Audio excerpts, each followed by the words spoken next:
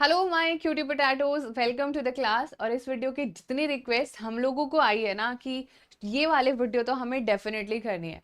क्या होने वाला है आज के इस क्लास में? We are going to cover all the important chapters particularly for this chapter the rise of nationalism in Europe. जितने भी क्वेश्चन इंपॉर्टेंट है, चाहे वो PYQs में आए हो, चाहे ओवरऑल चैप्टर कवरेज की बात हो, short answer, MCQs, everything we are going to cover in this session. तो ब्रीफली मैंने वैसे आपको चैप्टर बहुत अच्छे से पढ़ा दिया है, बट एनीवेज अगर गलती से आपने ये चैप्टर अभी तक नहीं पढ़ा है तो ये क्वेश्चंस भी कर लोगे ना, तो भी I am going to explain you a lot and then you can eventually, जब आप पूरा फुल फ्लेजेडली एनसीईआरटी पढ़ने बैठोगे तो आपको सब समझ आ जाएगा। ठीक है, चलो। सो आज के सेशन में we are going to cover a lot of MCQs and a lot of things that are important. But before that let me tell you बच्चा दैट अगर आपको कोई डाउट्स आ रहे हैं और आपको जब आप रिकॉर्डेड क्लास देख रहे हो तो ऑब्वियसली लाइव क्लास में डाउट्स के लिए हम होते ही हैं present. But some of the times जब आप रिकॉर्डेड वीडियो देख रहे होते हो तो you feel a lot of things happening कि क्या होगा, ये मुझे समझ नहीं आया। सो यू कैन, अब उसका सोल्यूशन है, what you can do, description में एक लिंक है एंड वो लिंक पर आपको क्लिक करना है। इस वीडियो से रिलेटेड या एनीथिंग इन जनरल, अगर आपको किसी भी वीडियो में कोई भी प्रॉब्लम आ रहा है कहीं पर भी, मैथ साइंस एनीवेयर, तो हमेशा आप वो लिंक पर क्लिक करके इसके सबसे पहले जो भी आज इस क्लास में होने वाला है उसका AI नोट्स भी मिल जाएगा। प्लस आपको आपके जो डाउट्स होंगे उनका भी फ्री में सोल्यूशन, जो भी what ever doubt you have उनका सोल्यूशन एक्सप्लेनेशन मिल जाएगा।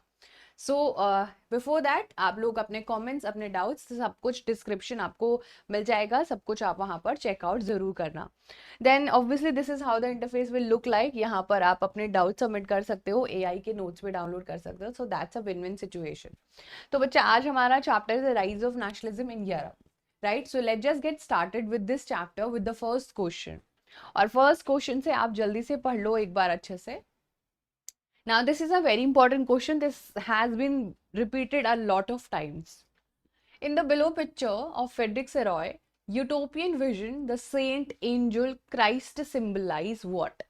Equality among people, fraternity among nations, freedom of nations, or resentment against nation.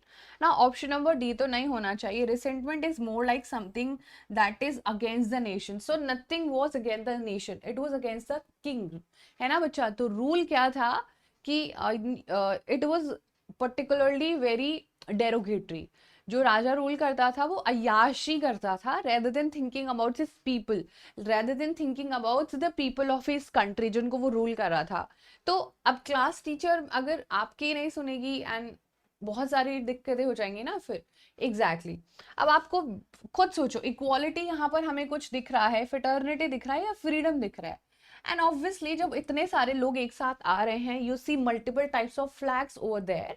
ठीक है, देखो आप यहाँ पर जर्मनी का, फ्रांस का, सबका फ्लैग आप देख पा रहे हो। तो what does this represent? Obviously it represents brotherhood and fraternity को ही बच्चा ब्रदरहुड कहते हैं। सो फ्रेटर्निटी का मतलब होता है ब्रदरहुड। सो इस पिक्चर में हमारा भाईचारा ज्यादा नजर आ रहा है rather than rest of the options. ठीक है, हो जाएगा। नेक्स्ट क्वेश्चन हम लोग बढ़ते हैं। आई होप आप लोगों को सारी चीजें समझ में आ गई होंगी। नाउ यूटोपियन विजन का थोड़ा सा एक्सप्लेनेशन देख लेना। Anything which is imaginary and very unlikely to be true but still, Frederic Sorrieu ने अपने पेंटिंग्स में एक दुनिया इमेजिन करी थी और वो जो उसके सपने की दुनिया थी, बट इवेंचुअली उसका कुछ पार्ट तो ही was able to achieve but not entirely. हाँ जी, नेक्स्ट क्वेश्चन आ गया है। Indicate which of the following option is not correct. Napoleon's invasion was resented in several countries due to. Now we have done this part in class 9th as well. As you might be, थोड़ा तुम्हें कुछ तो याद आ रहा होगा. And that is something कि Napoleon actually 1804 में बच्चा एक सिविल कोड लेके आता है ना? हाँ, याद तो आ रहा है हमें। ये जो सिविल कोड होता है ये पूरी फ्रांस को चेंज करता है। और नेपोलियन बचपन से एक सपने के साथ पैदा हुआ था। डू यू रिमेम्बर दैट सपना? वो ही wanted to become conqueror of the world. वो पूरे वर्ल्ड को कॉन्कर करना चाहता था। हाँ, पॉसिबल तो हो भी सकता था, लेकिन ऑब्वियसली अ लॉट ऑफ दुश्मन मिलेंगे ना उसको अपने रास्ते में। अगर मान लो कि मैं बोलना चाहती हूँ I want to rule the whole earth और प्लैनेट और जुपिटर, तो I will have to face a lot of criticism, a lot of fights I have to do भाई।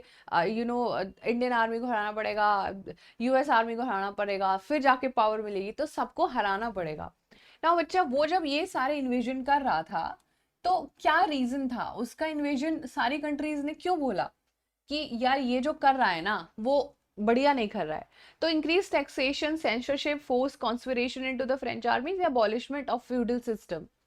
नेपोलियन के इन्वेजन को जब वो बाकी दुनिया में कॉन्कर करना चाहता था, तो वो सिस्टम भी चेंज कर रहा था। That is how what ever he wanted, वो जैसे दुनिया बनाना चाहता था वैसे दुनिया लोग उसको बनाने भी तो नहीं दे रहे थे ना।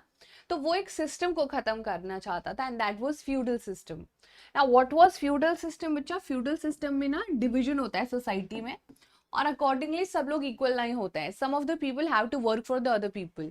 जैसे सर्वडम होता है which is more like slavery, आपको दूसरों के लिए पैसा कमाना है, आपको दूसरे को पैसा देना है। तो ये सर्वडम को आपके नेपोलियन ने खत्म करा था, और उससे राजाओं को बहुत बुरा लग रहा कि अरे हमारा तो पूरा सिस्टम हिला दे गए इंसान। Then the all the rajas teamed up against Napoleon, और उन्होंने उनको एक वॉर में हरा भी दिया था। ठीक है, so abolishment of feudal system was one of the reason जिसके वजह से लोग नेपोलियन के इन्वेजन को रिसेंट कर रहे थे कि इसको तो अब मिलके हम लोगों को हराना पड़ेगा। ठीक है, चलो नेक्स्ट क्वेश्चन है फटाफट से। Which was not a quality of Napoleon civil code 1804 from the following? इनमें से कौन सा सिविल कोड ऑफ जो लेके आया था, जैसे हमारे भी स्कूल में कोड ऑफ कंडक्ट होता है, like you can't go to school in your casual uniform every day until and unless there is some special occasion. आपको एक civil code of conduct follow करना है, आपको सोसाइटी में भी रहते हो तो भी करना पड़ रहा है ना। ऐसे थोड़ी कि अरे आज अम्बानी जी जा रहे थे, अम्बानी जी को उनकी गाड़ी से उतार के हम बैठ जाएंगे। No, that is not happening. There is a certainly civil manner which you have to live in this society, and that is how आपका नेपोलियन ने भी एक सिविल कोड निकाला था अपने जमाने में। उसका जमाना 1804 का था, और उसने अपने सिविल कोड में क्या क्या इनमें से लिखा था और क्या नहीं लिखा था। तो तीन चीजें लिखी थी, एक नहीं लिखी थी। सिंपल सी बात है, right by birth, right to property, right to vote for all, या इक्वालिटी बिफोर द लॉ बच्चा। सो राइट बाय बर्थ उसने इग्नोर, मतलब उसने डिलीट किया था। अब पहले के जमाने में नेपोलियन ने देखा कि राजा का बेटा राजा बन रहा है और किसी को तो चांस ही नहीं मिल रहा है। Now he wanted to give everybody the equal chance of becoming the raja, the king and the queen, but उसने बच्चा रिजेक्ट कर दिया था। तो ही was not supporting right against जो बर्थ था, वो उसने रिजेक्ट कर दिया था। Remember this always. वो अब राइट बाय बर्थ बिल्कुल भी डेफिनेटली यहाँ पर नहीं दे रहा था। ठीक है, वो रिजेक्टेड उसको कर रहा था पूरा का पूरा। So that's a correct answer. Next question आगे आपके सामने, जल्दी से मुझे बताओ। Identify the ideology under which people demanded freedom of markets in early 19th century. Here up. Freedom मांग रहे थे लोग, so was it romanticism, was it liberalism, was it socialism, was it rationalism?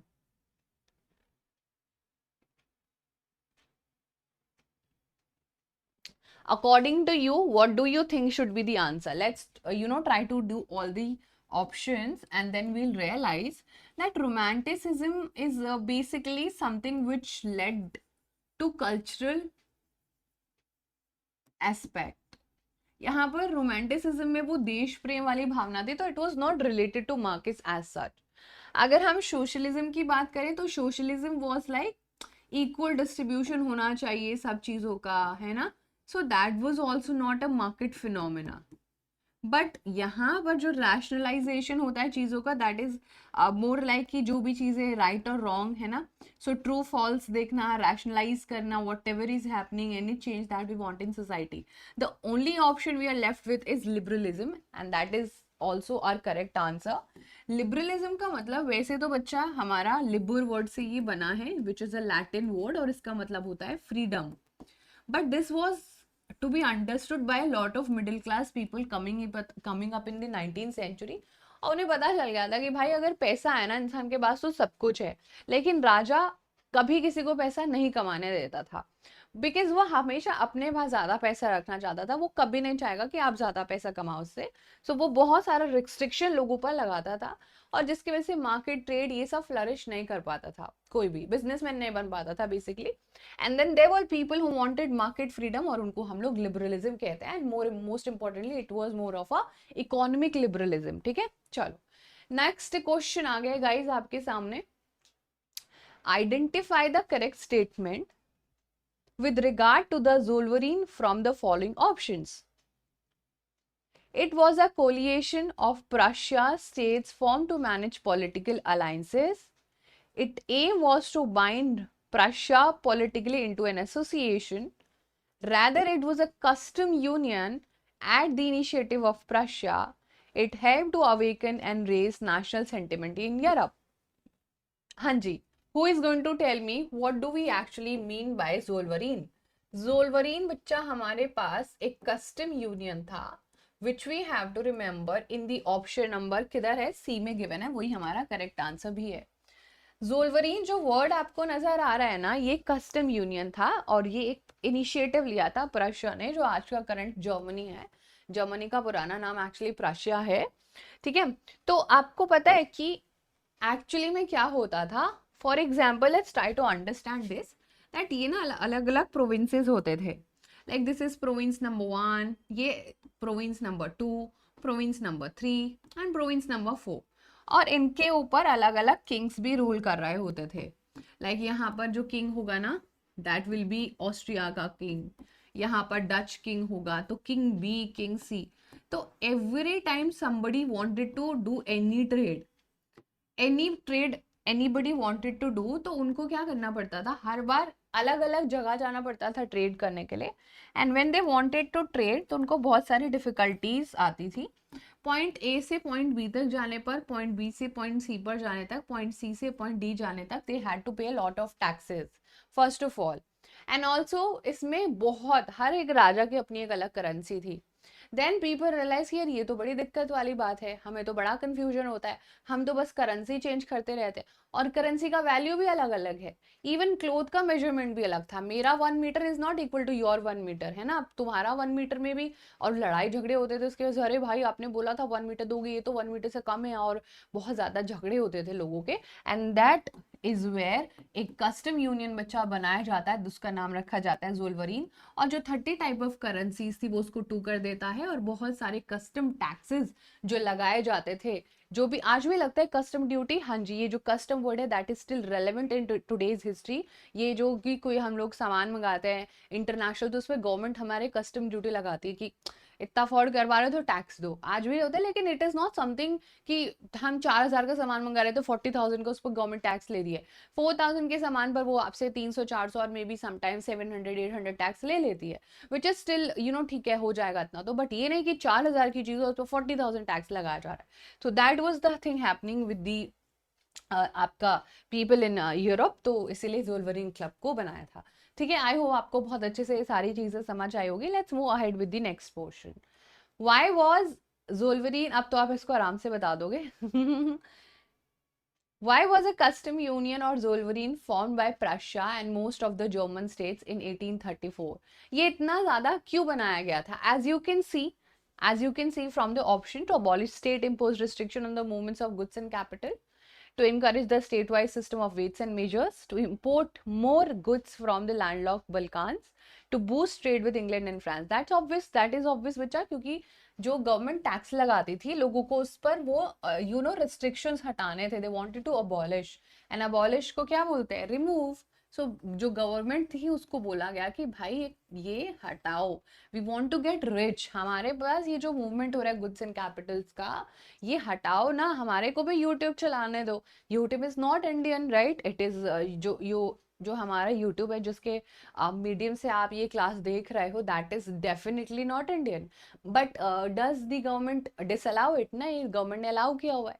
Some of the day जब government बोलेगी कि नहीं नहीं आज नहीं हो पा रहा है, तो व्हाट विल हैपन, हम लोगों को देखना पड़ेगा, खुद का यूट्यूब बनाना पड़ेगा। चलो, अच्छा, who among the following was the founder of Young Europe underground secret society in Berne? Giuseppe Garibaldi, Giuseppe Mazzini, Count Cavour या ऑटो वन बिस्मार्क। तो बच्चा ये चारों ही नाम बहुत ज्यादा इंपॉर्टेंट है। Now what do we mean by secret society, let's try to understand that. So हमारी जो सीक्रेट सोसाइटी होती थी बच्चा, वो इंडियन नेशनलिज्म में भी काफी लोगों को इंस्पायर करती है। और ये सीक्रेट सोसाइटी इसलिए बनाई जाती थी क्योंकि जो भी रेवोल्यूशनरी होते थे उनको गवर्नमेंट हमेशा जेल में डाल देती थी, या देश से ही निकाल के बाहर भेज देती थी कि जाओ तुम नहीं रहने लायक हो इस देश में। बिकॉज रेवोल्यूशनरी कॉन्टिन्यूसली चेंज चाहते थे, they wanted to get rid of the king. वो राजा को हटाना चाहते थे पूरी रास्ते से। And then eventually what was happening is that कि उन लोगों की आवाज को दबा दिया जाता था राजा के तरफ से। तो पता चल जाता था कि कौन रिसेंटमेंट दिखा रहा है राजा के लिए, तो उनको अरेस्ट कर लेते थे और उनको देश निकाला दे देते थे। लाइक देश से बाहर भेज देते कि जाओ 10 साल जेल में रह के आओ, और एक पता नहीं कहीं तो आइलैंड पर भेज देते थे। तो फिर इन लोगों ने सीक्रेटली करनी शुरू करी, जो हमारे रेवोल्यूशनरी हैं बच्चा, और जिनमें से मजेने की दो सीक्रेट सोसाइटीज, वो सीक्रेटली जाता था लोगों से मिलने। एग्जैक्टली रात को 3 बजे वो मिल रहे हैं, मीटिंग्स कर रहे हैं, पता नहीं होता था किस चीज की मीटिंग है। बहुत बार तो ऐसे लगता था कि कोई तो एसोसिएशन है, इनके घर पे इलेक्ट्रिसिटी नहीं आ रही, so that is why they are doing meeting, तो लोगों को पता ही नहीं होता था। तो ये जो सीक्रेट सोसाइटी है विच वॉज यंग यूरोप, जो उन्होंने बोर्न में बनाई थी, और एक है यंग इटली, ठीक है। These are two secret societies जो गिउसेपी मजेने ने बनाई थी, और मजे मजे में इसने अपने देश को बहुत सब कुछ दे दिया, ठीक है। आज भी गिउसेपी मजेने इटालियन हिस्ट्री में बहुत ज्यादा इंपॉर्टेंट है, इसी की वजह से मतलब सब कुछ हुआ इटली, इटली इसी की वजह से है ना। चलो, अदरवाइज तो वहां पर इतने सारे तरीके के राजा थे तो पता ही नहीं क्या होता। ओके, यहाँ तक बच्चा हमने सारी चीजें प्रॉपर तरीके से, बहुत अच्छे से, धीरे धीरे हम लोग आगे बढ़ रहे हैं। नेक्स्ट क्वेश्चन है बहुत ही सुंदर सा। France sneezes Metternich once said, the rest of the Europe catches cold. What did Duke Metternich mean by this statement? France Bourbon dynasty was the most influential line of kings in Europe. French trade guilds wielded enormous power over European trade. France had begun annexing neighboring nations after 1815.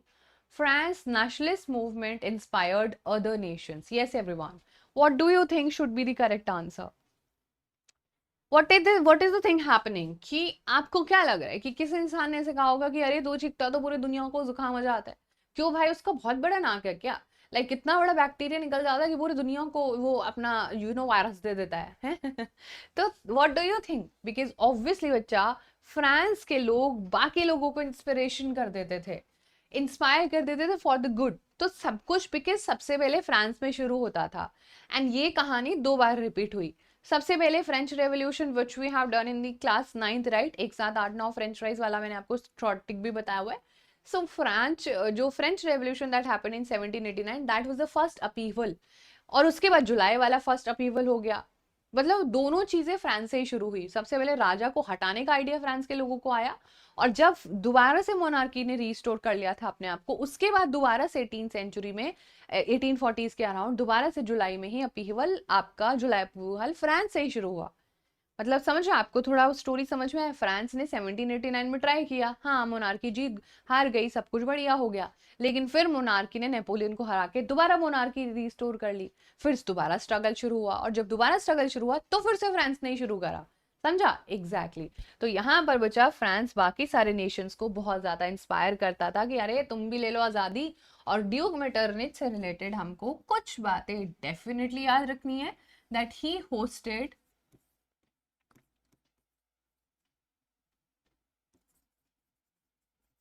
Congress of vena, ठीक है। Always remember this, ये बहुत important यहाँ पर चीज थी। और यहाँ पर एक ट्रीटी भी साइन हुई थी बिटवीन क्या बोलते हैं इसको, नेपोलियन और ब्राप के देशों के। BRAP, B for Britain, R Russia, A Austria and P Prussia, इन तीनों चारों लोगों ने मिलकर नेपोलियन को हराया था। तो यहाँ पर बच्चा एक ट्रीटी होती है, जब भी कोई हार जाता है ना वॉर में, तो ये हमेशा एक ट्रीटी साइन होती है, like this is what we are gonna do now. तो ट्रीटी ऑफ वेना इधर ही साइन हुई थी, और बहुत सारे देशों के लोग यहाँ पर आए थे। दैट वाज 1815 में ये हुई थी।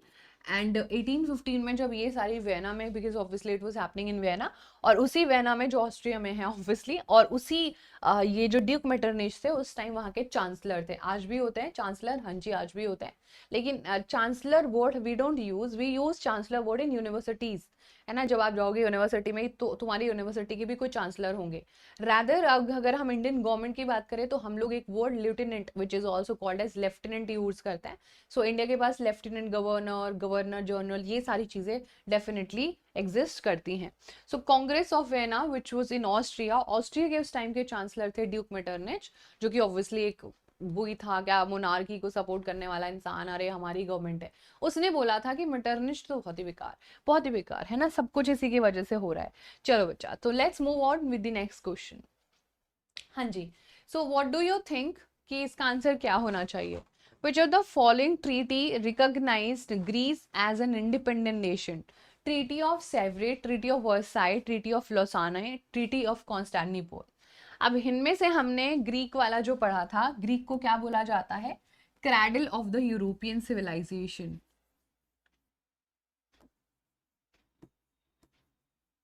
बिकॉज आपको पता है कि जो भी सारा हिस्ट्री, लिटरेचर, सारी चीज़ें पढ़ाई जाती है ना हमको, लाइक आप किसी भी बड़े हिस्टोरियन का, किसी भी इंग्लिश ऑथर का अगर आपको नाम याद है, तो यू विल रिमेंबर कि बहुत सारी जो भी लैंग्वेजेस थी that was Greek language. Initially सब कुछ ग्रीक लैंग्वेज में होता था, and even the history of you know father of history Herodotus जो हैं वो भी ग्रीक लैंग्वेज में सबसे पहले पढ़े लिखे थे। तो जो हमारा ग्रीस एज अ कंट्री है उसको बच्चा cradle of the European civilisation बोला जाता है, बिकॉज ये इसने पूरी यूरोप को पाला है। तो ये क्या है, ये पूरे यूरोप को पालना है, cradle of the European civilisation. की अगर किसी ने पाला है ना पूरे यूरोप को, सब कुछ दिया है, तो वो ग्रीस ने दिया है। ठीक है, तो इसी ग्रीस को थोड़ा आज़ादी चाहिए था, बिकॉज इसके ऊपर रूल कर रहा था ऑटोमन एम्पायर, जो कि इस्लामिक रूल था, and they wanted to get rid of that, कि हमें नहीं चाहिए, बिकॉज सब आज़ादी मांग रहे हैं, तो ग्रीस ने भी आज़ादी मांगी। और फिर भाई बहुत बढ़िया सा वॉर हुआ भयंकर तरीके से, एंड देन फाइनली ग्रीस जीत गया, और एक बच्चा ट्रीटी होती है, that was option number D, treaty of Constantinople. यहाँ पर इसके बाद आपका ग्रीस इंडिपेंडेंट हो जाता है, दैट वाज 1830 एंड 2। ओके, बहुत बार ईयर भी पूछा जाता है बच्चा, so always remember that it was signed in 1830 and 2। Alright, चलो नेक्स्ट बढ़ते हैं आगे, and then we'll move ahead with the rest of the part. Who was proclaimed the king of United Italy in 1861? 1861 में United Italy का king कौन बना? Was it Giuseppe Garibaldi? Was it Victor Emmanuel II? Was it Giuseppe Mazzini? Was it Macedonia? Obviously यहाँ पर हमें पता ही है कि कौन किसको कहा जाता है, प्रोक्लेम द किंग, राजा। अभी यूनिफिकेशन नहीं हो रही, राजा किसको बनाया गया था? We all know that was Victor Emmanuel second, जिनको इटली का यूनिफिकेशन हो गया। Italy was actually divided into 7 different states, so 7 जो भी डिफरेंट प्रोविंसेस थे बच्चा, उनको क्या करा गया, एक इटली बनाया गया, और ये जो अलग अलग राजा होते थे, और इसको अब हम यहाँ पर एक वन नेशन बनाया गया। और ये 7 के 7 प्रोविंसेस पे जो इतना ज्यादा डिस्ट्रीब्यूशन था, अलग अलग देश से राजा आए हुए थे। ऑस्ट्रिया का राजा इटली आया हुआ है, जर्मनी का राजा इटली आया है, हैब्सबर्ग एम्पायर आया हुआ है, बर्बन एम्पायर आया हुआ है। ठीक है, ये सारे लोग यहाँ पर आए हुए थे। नेक्स्ट क्वेश्चन हमारे पास आ गया है, why did the weavers in Silesia revolt against contractors in 1845? Identify the appropriate reason from the following options. Contractor उनके पैसे टाइम से नहीं देता था, contractors appointed fee on high post, कुछ ही लोगों को हाई पोस्ट पर रखे हुए था, कॉन्ट्रैक्टर्स यूज गवर्नमेंट पॉलिसीज, या फिर contractors give them loan on high interest. तो जो वीवर्स का बच्चा क्या हुआ था, विद्रोह हुआ था, जो रिवोल्ट हुआ था, दैट वाज बिकॉज कॉन्ट्रैक्टर उनको पैसे नहीं दे पा रहा था, तो they revolted, and eventually that led to a lot of protest. अच्छा जल्दी से बोलो फटाफट से, which of the following countries actually involved in the 3 war with Prussia and ended with victory and unification of Germany?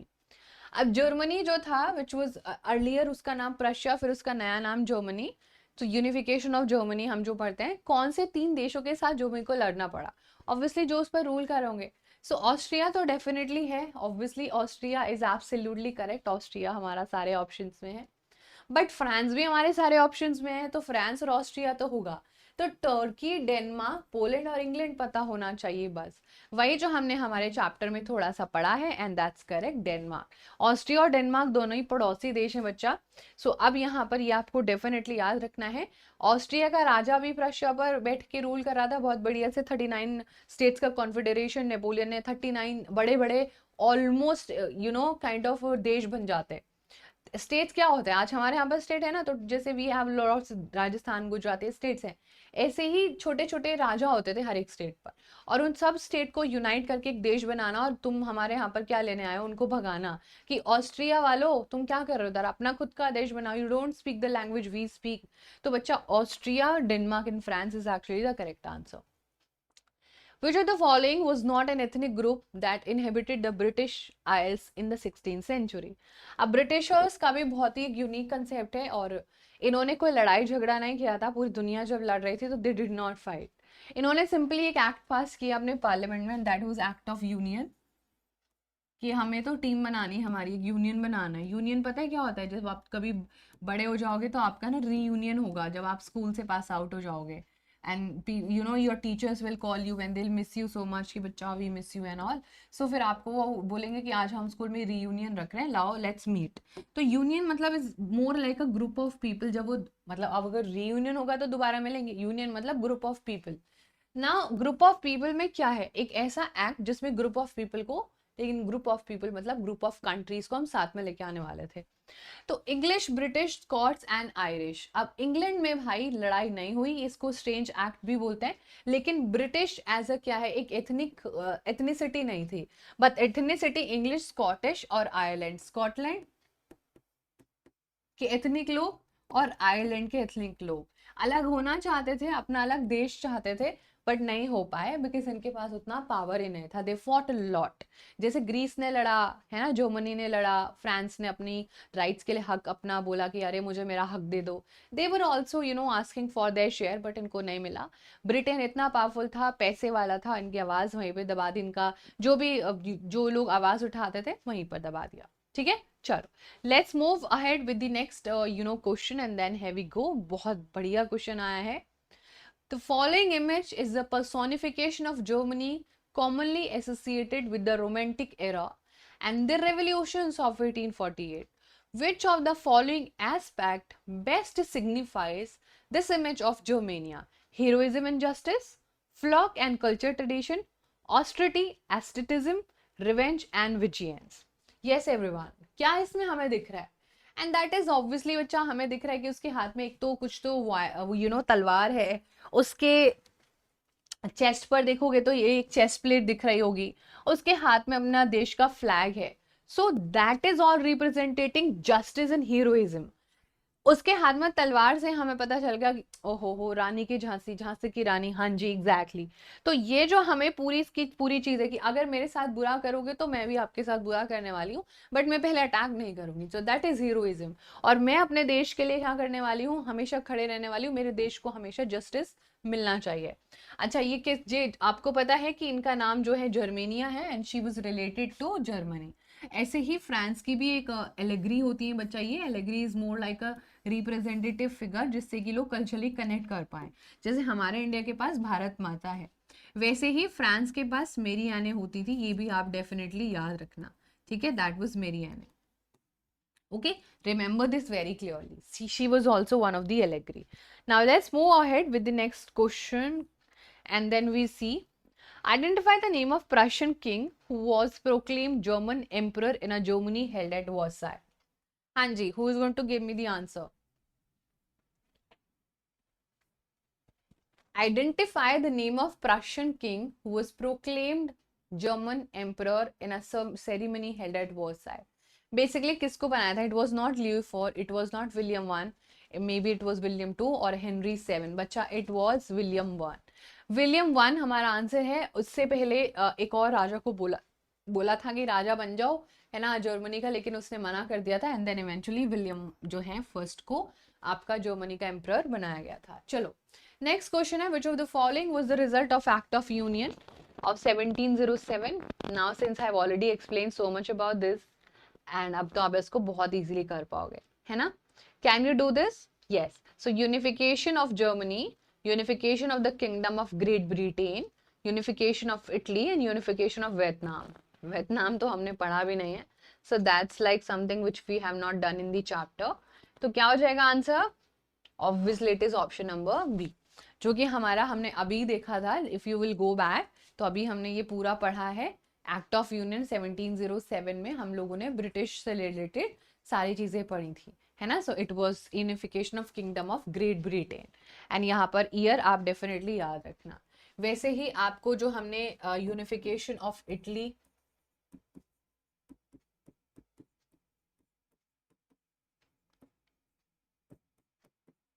Unification of Germany,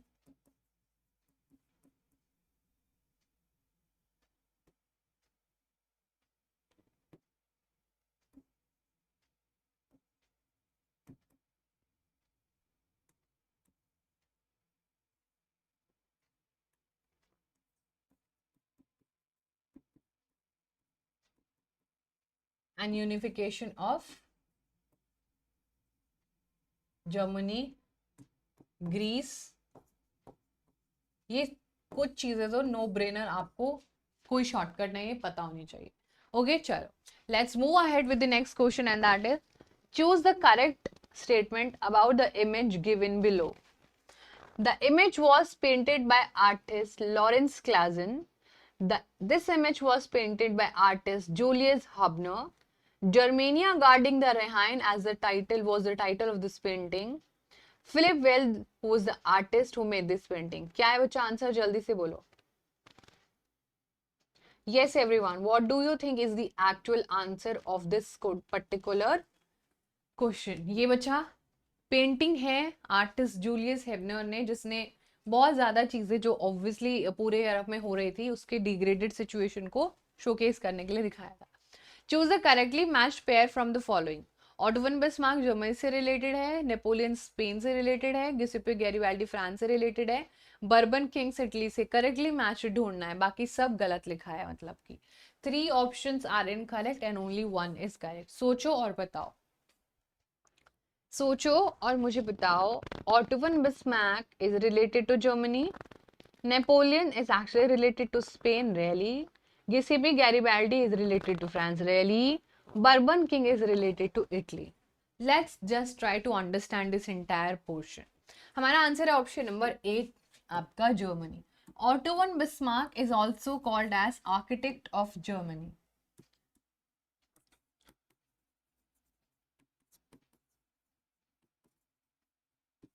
इनको architecture कहा जाता है जर्मनी का, कि जर्मनी इसी के वजह से जर्मनी जैसा दिखता है. ठीक है, ये तो आप याद रखना. लेकिन बच्चा Napoleon is not related to Spain, he was rather related to France. Garibaldi was rather related to Italy. ठीक है, इटली का पास था. और ऑब्वियसली बर्बन किंग का तो काफी ज्यादा एक्सपेंशन था हर एक देश में. So they were present in France, they were present in Italy, they were present in Spain and most of the European part में वो हर जगह प्रेजेंट थे. ऑलराइट एवरीवन, चलो नेक्स्ट क्वेश्चन करते हैं. आपकी स्क्रीन पर आ गया है, फटाफट से करो. और ये हमारा आजकल picture based competency based question बहुत ज्यादा आएंगे, तो आपको हार्ड सेशंस भी करने रहेंगे, अच्छे से सारी चीजों को पढ़ना रहेगा.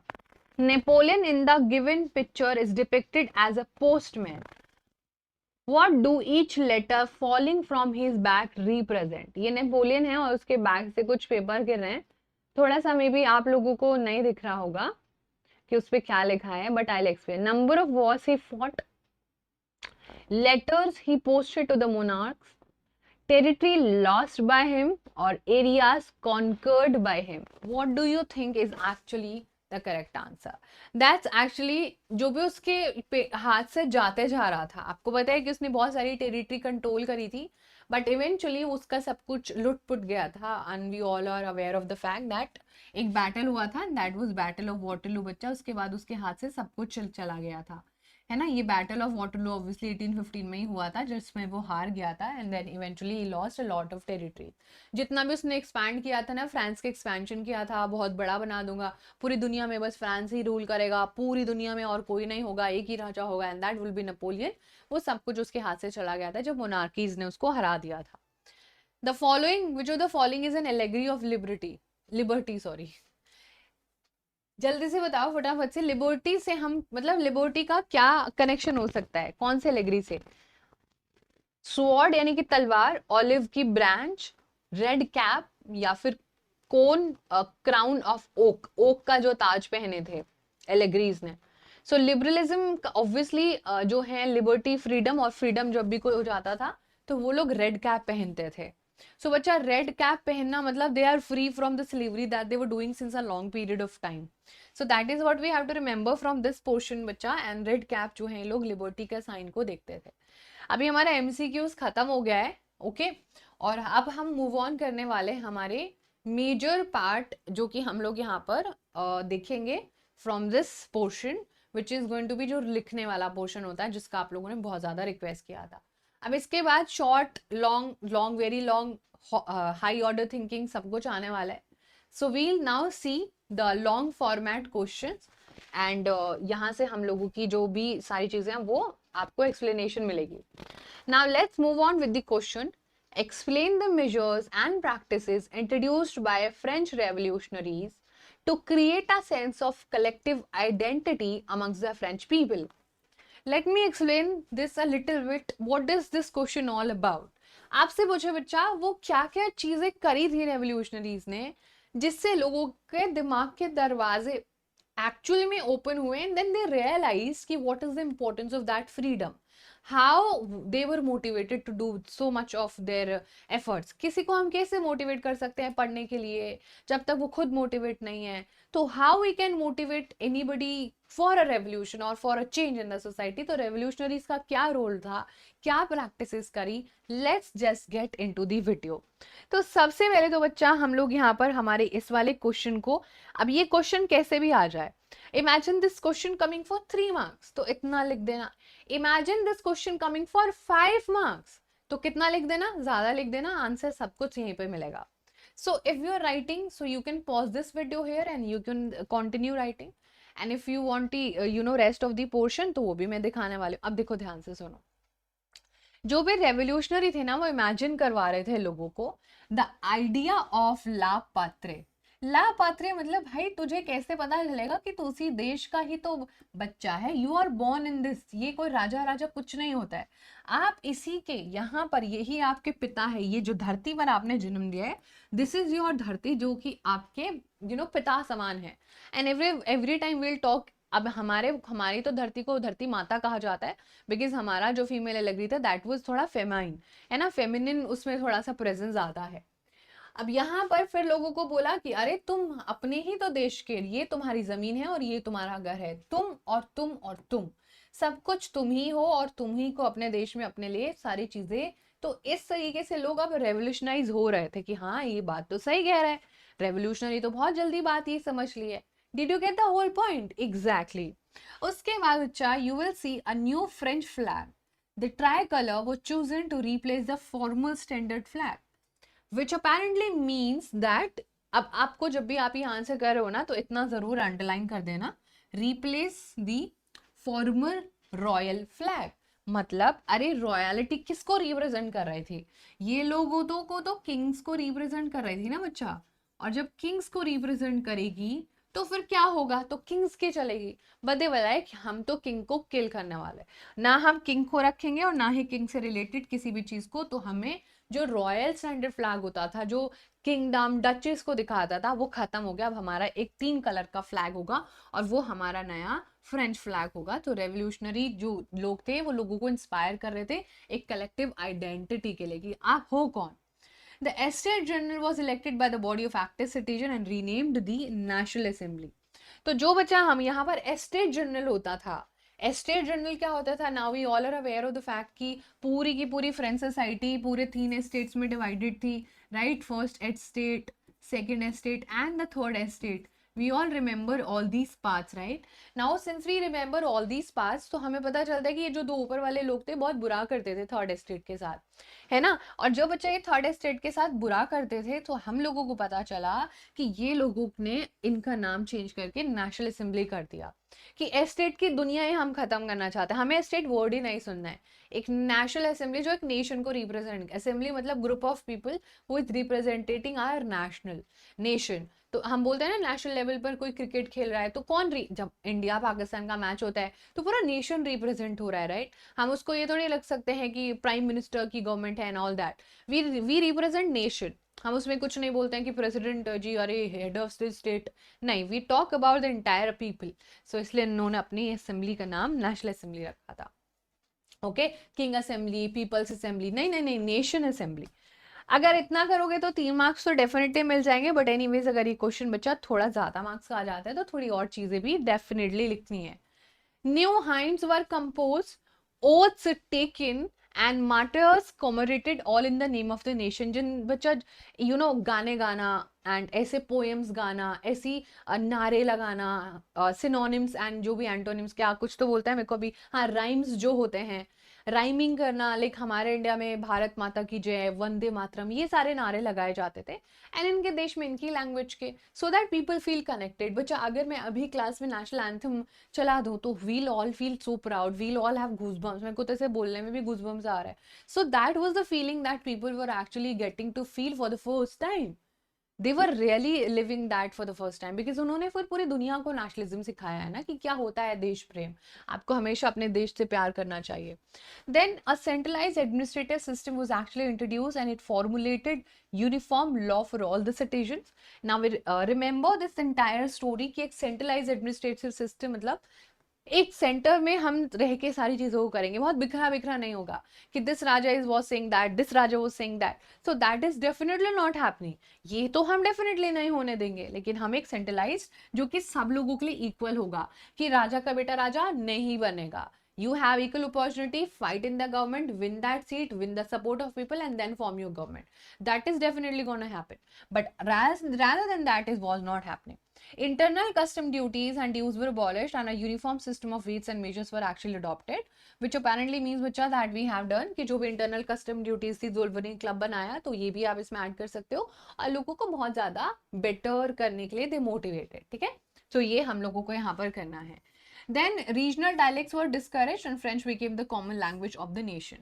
अब मैं आपको जो बताने वाली हूँ वो आप ध्यान से सुन लेना, जो भी सारे पॉइंट्स हैं इंपॉर्टेंट, अब हम उनको अंडरलाइन करेंगे सो दैट हमारा वॉट एवर आंसर का जो भी इंपॉर्टेंट पार्ट है वो टीचर को दूर से दिख जाए। तो सबसे पहले तो आप ये लिखो कि न्यू हाइम्स वर कंपोज, लोग शपथ ले रहे थे कि देश जब तक आजाद नहीं होगा मैं यहाँ से हिलूंगा नहीं। एक सेंट्रलाइज एडमिनिस्ट्रेटिव सिस्टम चलाना था, यूनिफॉर्म लॉ होने थे। यूनिफॉर्म लॉ कैसा होता है, जो सबके लिए बराबर होता है। देन इंटरनल कस्टम ड्यूटीज को अबॉलिश कर दे, that is how you also have to underline. Green pen नहीं होगा तो ब्लू पेन से अंडरलाइन करना, ब्लैक से ब्लू से लिखते हो ना आप आंसर, तो ब्लैक पेन से अंडरलाइन करना। और रीजनल डायलेक्ट्स को बच्चा यहाँ पर डिस्करेज किया गया था कि जो लोग अपनी अपनी लैंग्वेज को प्रमोट करते थे वो नहीं होने वाला, अब पूरे देश की एक लैंग्वेज होगी कॉमन और उसको हम लोग ज्यादा प्रमोशन करेंगे, and that was the French language. Anyways ये सारी चीजें हमारे इस पूरे वाले क्वेश्चन में हो रही थी। किसी को कोई प्रॉब्लम नहीं हो रही होगी, यहाँ तक हो रही है तो you can obviously drop off your doubts in the comment box, ठीक है। चलो, okay, so that is what we have to do. आप जब भी कभी भी पेपर करोगे तो आपको ये सारी चीजें अंडरलाइन करके आनी है। This is my request and this is how a beautiful answer is suppose to be written. Okay, चलो, now let's move ahead with the next question.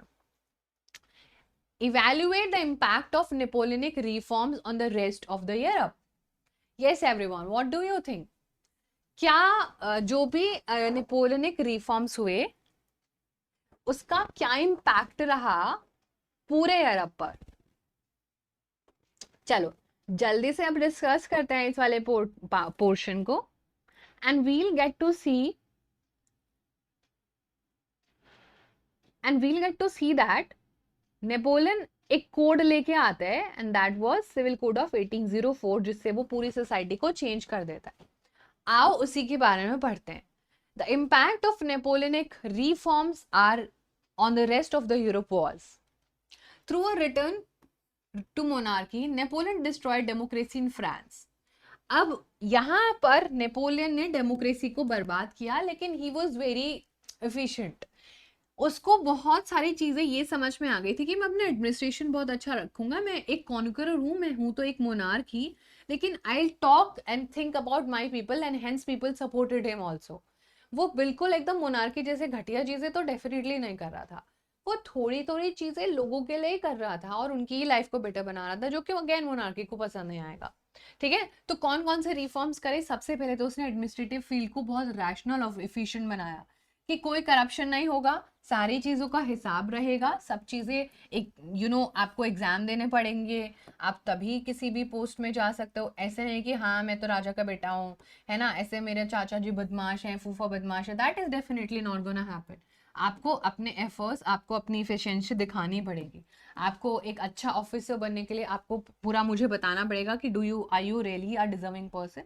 फिर वो अपना एक सिविल कोड 1804 लेके आता है जिसने सारे privileges based on birth establish equality before the law and secure the right to property. मतलब अब प्रॉपर्टी हर किसी की नहीं हो सकती है, प्रॉपर्टी इवेंचुअली डिसाइड होगा नेपोलियन की तरफ से, तो वो चर्च की प्रॉपर्टी को सीज करेगा, वो राजा महाराजाओं की प्रॉपर्टीज को सीज करेगा, सब लोगों को इक्वालिटी देगा। और जो भी प्रिविलेजेस जन्म से मिलते थे कि राजा का बेटा राजा बनेगा, वो वैनिश हो गए, बेसिकली वो अब खत्म हो गए। तब ये बहुत बड़ा ट्रांजिशन है। और नेपोलियन एक अपने जमाने का बहुत ही फेमस नाम है, he was one of the viral personality. तो मतलब अगर बेसिकली अगर आज के जमाने में नेपोलियन होते तो मुझे लग रहा है कि 200-300 मिलियन फॉलोअर होते नेपोलियन के, ठीक है, इंस्टाग्राम वगैरह के पे। तो ये सारी चीजें बच्चा हमें बहुत कुछ सिखाती हैं। थोड़ी सी और चीजें जो हमें यहाँ पर देखनी है, उसने बहुत सारी चीजें करी। Dutch Republic, Switzerland, Italy, Germany, Napoleon simplified the administrative divisions, abolish the feudal system and freed the peasants from serfdom and memorial dues. और उसने बहुत सारे लोगों को कैप्चर, जब वो पूरा कर रहा था कि अब छोटे छोटे देश को कैप्चर करना वॉज इजी, कि स्विट्जरलैंड को कैप्चर कर लिया, इटली को कैप्चर कर लिया, जर्मनी को कैप्चर कर लिया, लेकिन किस किस को कैप्चर नहीं कर पाया था, वो ऑस्ट्रिया को नहीं कर पाया, रशिया को नहीं कर पाया। फिर उनके राजाओं ने टीम बनाई कि भाई ये तो कल को हमारे ऊपर ही अटैक कर देगा। अब कुछ उसने गलत चीजें भी करी थी तो वो उसके अनफेवर में हो गई थी ना। उसने बच्चा क्या करा, फ्यूडल सिस्टम को अबॉलिश कर दिया। उसे लगा कि जो फ्यूडल सिस्टम था, जहां पर हमारे ये जो लोग हैं हार्डवर्किंग जो पेशेंट्स हैं, उनको जो इतना ज्यादा परेशान किया जाता है, वो इसने बच्चा वहां पर खत्म किया। सारी चीजों में बहुत सारे चेंजेस किए and he made life better for each the everyone. और बच्चा फ्रीडम दे दिया पेशेंट्स को भी सर्वडम से और मेमोरियल ड्यू से। अब सर्वडम ये होता था वही जो स्लेवरी सिस्टम पूरा का पूरा। मेमोरियल ड्यूज क्या होता था, जो राजा को भरपाई करनी होती थी, हजारों करोड़ों रुपए पेशेंट्स को देने पड़ते थे राजाओं को, जस्ट बिकॉज खेती वो पैसा कमा रहा है, राइट। सो ये सारी चीजें। टाउन्स में उसने गिल्ड रेस्ट्रिक्शंस को रिमूव कर दिया, ट्रांसपोर्ट और कम्युनिकेशन को भी बहुत ज्यादा इंप्रूव किया। Now we all remember the guild instructions वही हैं जिसके बाद जोल्वरीन क्लब भी आया था स्टोरी में। We all remember this age of now. यही जोल्वरीन क्लब है जो गिल्ड रिस्ट्रिक्शन, जिसके वजह से हम लोग पैसा कमाएंगे, और पैसा कमाएंगे तो लिबरलिज्म मांगेंगे, लिबरलिज्म मांगेंगे तो पैसा कमाएंगे और बहुत ज्यादा रिच हो जाएंगे, और फिर इवेंचुअली आजादी। However, increased taxation, censorship, forced conscription into French armies required to conquer the rest of the Europe all seem to outweigh the advantages of the administrative changes. So हमारा closing हो रहा है answer का, and this is how the conclusion supposed to look like, and this is how a beautiful answer also looks like. This part is called as introduction. एक अच्छे answer का 3 portion होता है, दैट इज इंट्रोडक्शन, ये portion और ये portion होता है बॉडी आंसर का, और इसको बोलते हैं मेन बॉडी। मेन चीज यहीं पर लिखी हुई है बिकॉज। हाउएवर ये होता है कंक्लूजन, और यही 3 चीजें किसी भी आंसर को एक ब्यूटीफुल आंसर बनाते हैं। तो बच्चा जब भी आप भी लिखोगे ना, so you always are suppose to write a introductory part which is the initial, जो कि आप क्या लिखने वाले हो, फिर main body and then conclusion. Now कोई भी टीचर होगा और बच्चे ने अगर ऐसे एग्जाम्पल पूरा लिखा होगा, पूरा आंसर, तो देर इज नो वे कि उसका एक भी मार्क्स डिडक्ट हो जाए, एक एक्स्ट्रा ही मिल जाएगा बट डिडक्ट नहीं होगा। नाउ क्लोजिंग क्या हो रही है हमारे क्वेश्चन की, इंक्रीज टैक्सेशन, सेंसरशिप, और जो भी फ्रेंच आर्मीज में जबरदस्ती वो लोगों को लेके आ रहा था क्योंकि उसको पूरे यूरोप को अच्छा करना था, लेकिन उसके एडमिनिस्ट्रेटिव चेंजेस बहुत अच्छे थे, लेकिन उसने एक तराजू है, तराजू में बुराइयां ज्यादा हैं और अच्छाइयां कम है, तो हमेशा अच्छाइयां नहीं देखी जाएंगी, बुराइयां बहुत ज्यादा देखी जाएंगी। सो ये पूरा जो सिस्टम था बच्चा, अब टैक्स बहुत ज्यादा लेना शुरू कर दिया था नेपोलियन ने, बिकॉज यूरोप का कॉन्कर बनना वॉज नॉट इजी थिंग। वो हर जगह से पैसा पैसा, आर्मी चलाने के लिए पैसा, आर्मी में लोगों को लेके आने के लिए पैसा, सैलरी देंगे तभी तो लोग आएंगे, जबरदस्ती बच्चों को आर्मी में लेके जाना, जिससे पेरेंट्स अनहैप्पी हो जाते थे। तो ये सारी चीजों ने कलेक्टिवली लोगों को मजबूर कर दिया इंस्टाग्राम से नेपोलियन को अनफॉलो करने के लिए। छोड़ो, अब तुमको फॉलो नहीं करेंगे हम, ठीक है। हाँ, हमें पता है तुम बहुत अच्छे अच्छे पोस्ट डालते हो, बहुत मोटिवेट करते हो। यस एवरीवन, चलो अब बताओ मुझे नेक्स्ट क्वेश्चन। नाउ दिमाग में हमारे एक आइडिया एटलीस्ट फिक्स हो जाना चाहिए दैट क्या लिखना है हमें इस पूरे पोर्शन में। Describe the ideology of liberalism during the early 19th century. Liberalism क्या आइडियोलॉजी थी during the 19th century? What do you guys think? आपका क्या ओपिनियन है? इमेजिन कर पा रहे हो?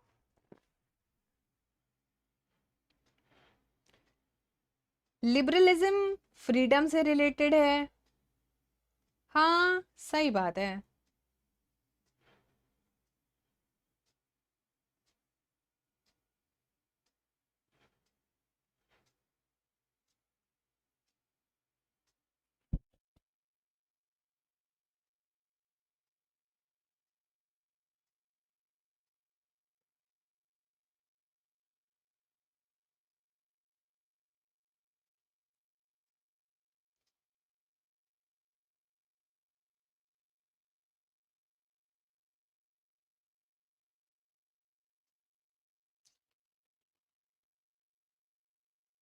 Now and we'll do this part, जब हम लिबरलिज्म के बारे में बात करेंगे, तो liberalism in early 19th century actually stood for freedom for individual. So इसका मतलब था कि हर एक इंडिविजुअल को फ्रीडम मिलेगा, और वो equality before all the law and for the new middle class. और न्यू मिडिल क्लास अब जो चाहे पढ़ सकती है, ट्रेड कर सकती है। एंड आपको पता है लिबरलिज्म, हमारा Libre word, it is a Latin word which apparently means free. जब आप फ्री होते हो, मुफ्त, अरे नहीं, फ्री मतलब when you are able to do anything, है ना, कि मेरे को तो फ्रीडम है, whatever I want to do in my life I can do, तो वो वाला free. Politically it emphasise the concept of government by consent, और लिबरलिज्म का मतलब था पॉलिटिकली कि अब गवर्नमेंट जो बनेगी वो कंसेंट से बनेगी। ठीक है बच्चा, जो गवर्नमेंट बनेगी अब वो कंसेंट से बनेगी। That was a major point of liberalism. Then in the third, 3 marks का क्वेश्चन है, बहुत important. It stood for the end of the autocracy, clerical privileges, and the rise of a constitution and a representative government through parliament। तो liberalism का मतलब था कि autocracy, autocracy मतलब जो कंप्लीट कंट्रोल गवर्नमेंट का है हमारे लोगों के ऊपर, वो खत्म हो जाएगा। ये जो ऑटोक्रेसी राजा चलाता है, ये जो क्लरिकल प्रिविलेजेस, जो क्लर्जी को बिना मतलब मिले हुए हैं, clergy was actually the church, जो लोगों से अलग खाने खाने का भी पैसा लेता था, चर्च में जाने का भी पैसा लेता था, कि अरे चर्च आए हो, अपने पाप को धोने लाओ, पैसे दो, पहले पैसे निकालो। अब ऑब्वियसली जो चीजें थोड़ा हमारा रिलीजन से रिलेटेड होती है, लोग बहुत ज्यादा अटैच फील करते हैं, दैट इज ग्रेट ऑल्सो। अब उस पाप को धुलाने के लिए लोग चर्च जाते थे, है ना, कि आपके जो सिंस होंगे वो धुल जाएंगे। And then people were actually charge lot of money, कि यहाँ पर पाप धोने के लिए तो आप, तुम्हें हमारी परमिशन लेनी पड़ेगी। हमारी परमिशन तभी मिलेगी जब मुझे $10,000 का बिल काट के दोगे, चेक दोगे। Exactly right. तो ये सारी चीजें बच्चा हमारे लिबरलिज्म की वजह से हो रही थी। कॉन्स्टिट्यूशन की लोग डिमांड करने लग गए थे, और एक रिप्रेजेंटेटिव गवर्नमेंट थ्रू पार्लियामेंट, एक पूरा कोई इंस्टीट्यूशन बनाओ, उसमें इलेक्शन करो, और हमारे कंसेंट से एक रिप्रेजेंटेटिव जो हमारे पीपल्स को ही रिप्रेजेंट करेगी, हमारे लोगों को ही रिप्रेजेंट करेगी बच्चा, एक ऐसी गवर्नमेंट हम लोग मनाएंगे। ओके, चलो नेक्स्ट क्वेश्चन है, सुपर से भी डुपर इंपॉर्टेंट।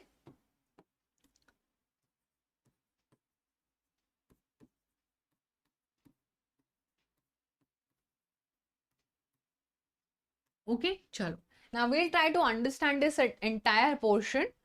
अब हम करते हैं इसको, ये हमारा, अब आपको क्या लग रहा है, क्या एम था ट्रीटी ऑफ वेना का, और क्या प्रोविजन थे जो ट्रीटी ऑफ वेना में जिनकी बात हुई थी? अब ट्रीटी ऑफ वेना, आपको कुछ तो कहानी याद आ रही होगी, ऐसा बिल्कुल भी नहीं हो सकता है कि हमें तो कुछ याद ही नहीं आ रहा है, हमने तो कुछ पढ़ा ही नहीं है इसके बारे में। अरे पढ़ाया तो था अभी, ट्रीटी ऑफ वेना 1815, ये ट्रीटी किस लिए हुई थी?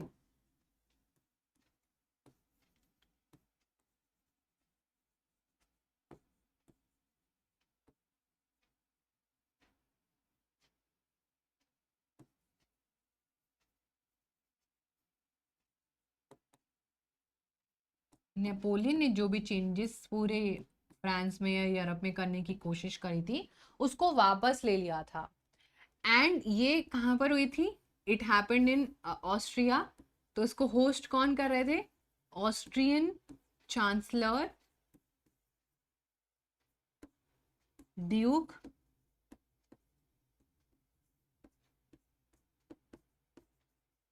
Metternich. All right. Chalo. So this is what we are supposed to, cover in this portion, bacha. And let's try to understand. The main aim was to undo most of the changes that had come about in Europe during the Napoleon War. So this is the intro of our answer.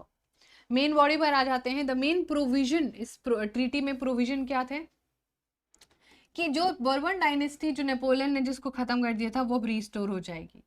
और French revolution जो है जो उसके वजह से bourbon dynasty बर्बाद हो गई थी वो बर्बन डायनेस्टी अब दोबारा आएगी पावर में क्योंकि हमने एक वॉर जीता है. एंड वॉर का नाम पर क्या था? Battle of Waterloo. वाटरलू का वॉर जीत गए थे ये लोग, मतलब राजा लोग.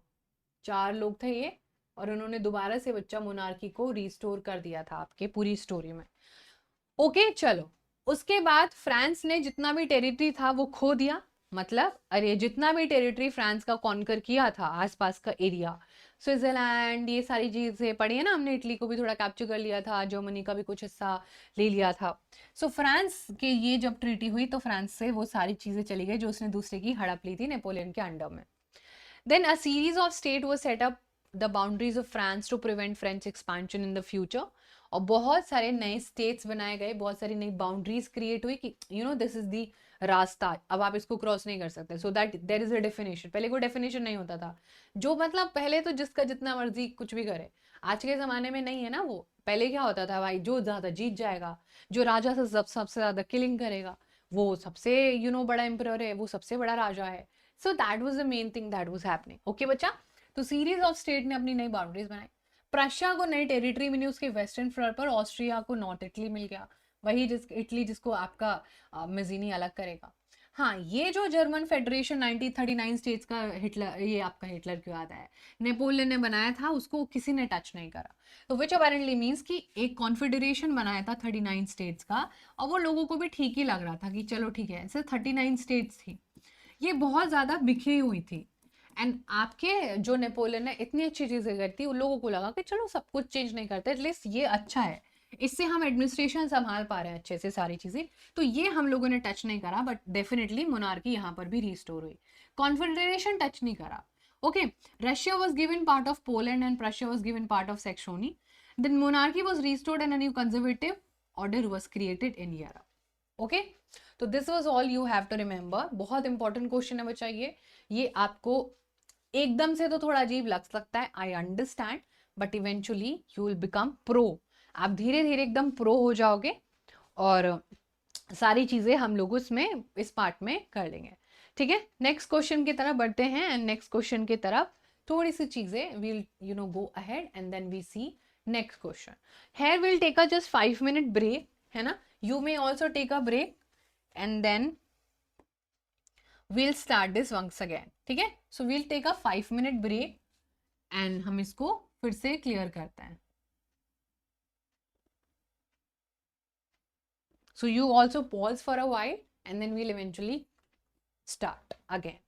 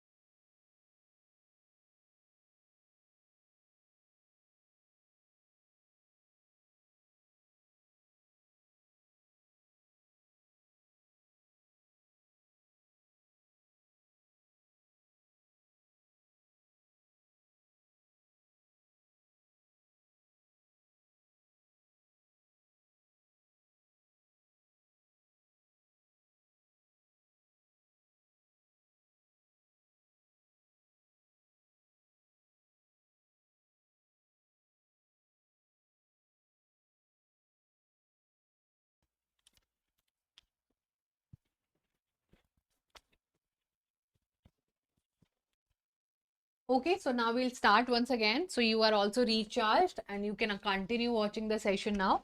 Now, how had revolutionaries spread their ideas in many European states after 1815?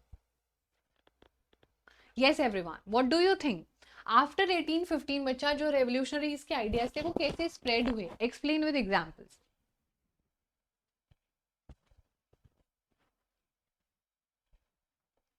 Examples के साथ जब हम इसको करेंगे तो हमें थोड़ी चीजें लेंदी लग सकती हैं, but this is how things will be. Like 100 out of 100 लाना अगर इतना आसान होता तो सबके आ जाते ना। We have to put some extra efforts for that. After the Congress of Vienna 1815, when the conservative regimes were restored to power, the fear of repression drove many liberals nationalists underground, which I've already explained in Hindi. कि basically लिखा ये कि बच्चा जो भी रेप्रेसिव होता था, जो भी कोई भी रेवोल्यूशन अपनी आवाज उठाता था, तो उसको जो भी मोनार्की होती थी वो जेल में डाल देती थी, है ना। बिकॉज ऑब्वियसली अभी राजा का पावर दोबारा से रिस्टोर हो गया and it was very difficult for the people to understand this fact कि अभी प्रॉब्लम दोबारा से स्टार्ट हो गया है कहानी में। और कहानी में बच्चा जब दोबारा से प्रॉब्लम स्टार्ट होता है तो अब वो लोग सीक्रेटली सारी चीजें करेंगे। Secret society sprang up in many European state और वो अपने रेवोल्यूशनरी आइडियाज को अब स्प्रेड करेंगे, जिनमें से एक बहुत इंपॉर्टेंट रेवोल्यूशनरी। अच्छा, रेवोल्यूशनरी का मतलब क्या होता है ये आप डेफिनेटली एक बार जरूर समझ लेना। रेवोल्यूशनरी वो इंसान होता है जो सोसाइटी में चेंज चाहिए रहता है जिसको, और वो चेंज भी बहुत एब्रप्ट होना चाहिए। मतलब वो एकदम 100% चेंज होना चाहिए। इट इज नॉट लाइक कि 19-20 का फर्क हो जाएगा, चलो ना तेरा ना मेरा। No, they do not want that. Revolutionary want complete reform. वो हमेशा 100% चेंज के लिए हमेशा बात करता है।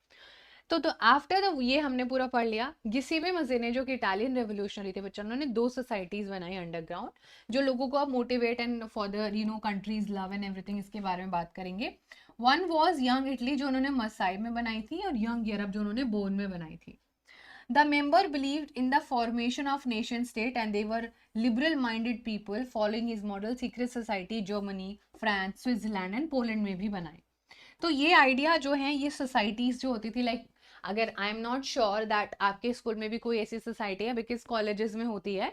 So when you will go to colleges you will realise कि वहाँ पर dramatic society, art society, history society and science के कोई इवेंट्स होते हैं, इन्वायरमेंट से रिलेटेड सोसाइटीज होती है, डिसिप्लिन सोसाइटी होती है, तो आप उनमें पार्टिसिपेट कर सकते हो। तो वैसे इसने बनाई थी सीक्रेट सोसाइटी, जो सोसाइटी में सारे जो भी आइडियाज होंगे वो एक जैसे लोगों के, लिबरल माइंडेड पीपल होंगे, लाइक जिनको फ्रीडम चाहिए था, जिनको आज़ादी समझ में आ गया था, जिनको एजुकेशन मिल गया था, जिनको पैसा मिल गया था, वो सीक्रेटली आइडियाज को प्रमोट करते हैं पूरे यूरोप में। ठीक है।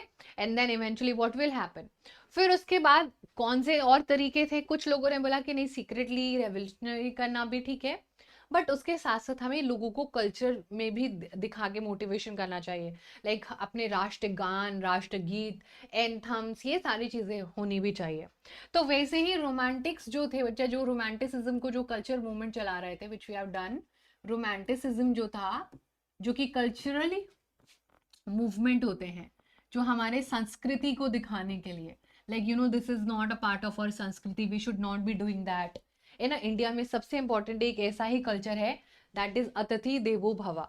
एंड जहां पर हम लोग गेस्ट की बहुत रिस्पेक्ट करते हैं, like we can't disrespect the guest. और गेस्ट चाहे किसी भी फॉर्म और शेप में आए, हम उसको अपने घर से ऐसे उसको डिसरिगार्ड करके नहीं भेजते हैं, वी ऑलवेज रिस्पेक्ट देम।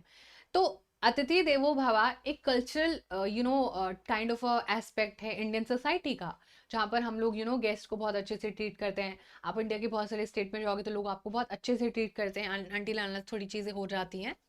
लेकिन उस बट ये चेंज हो जाए तो हमें लगेगा कि we are not talking about, कोई नई जनरेशन आ जाए जो ऐसे ही बोले कि ये सब कुछ नहीं होता, तो we will try to inculcate that in them कि नहीं बच्चा, हमारी संस्कृति ऐसी नहीं है, this is something for the good. हम अतिथि को ऊपर वाले से कंपेयर करते हैं कि आपके घर में साक्षात भगवान आए and all that.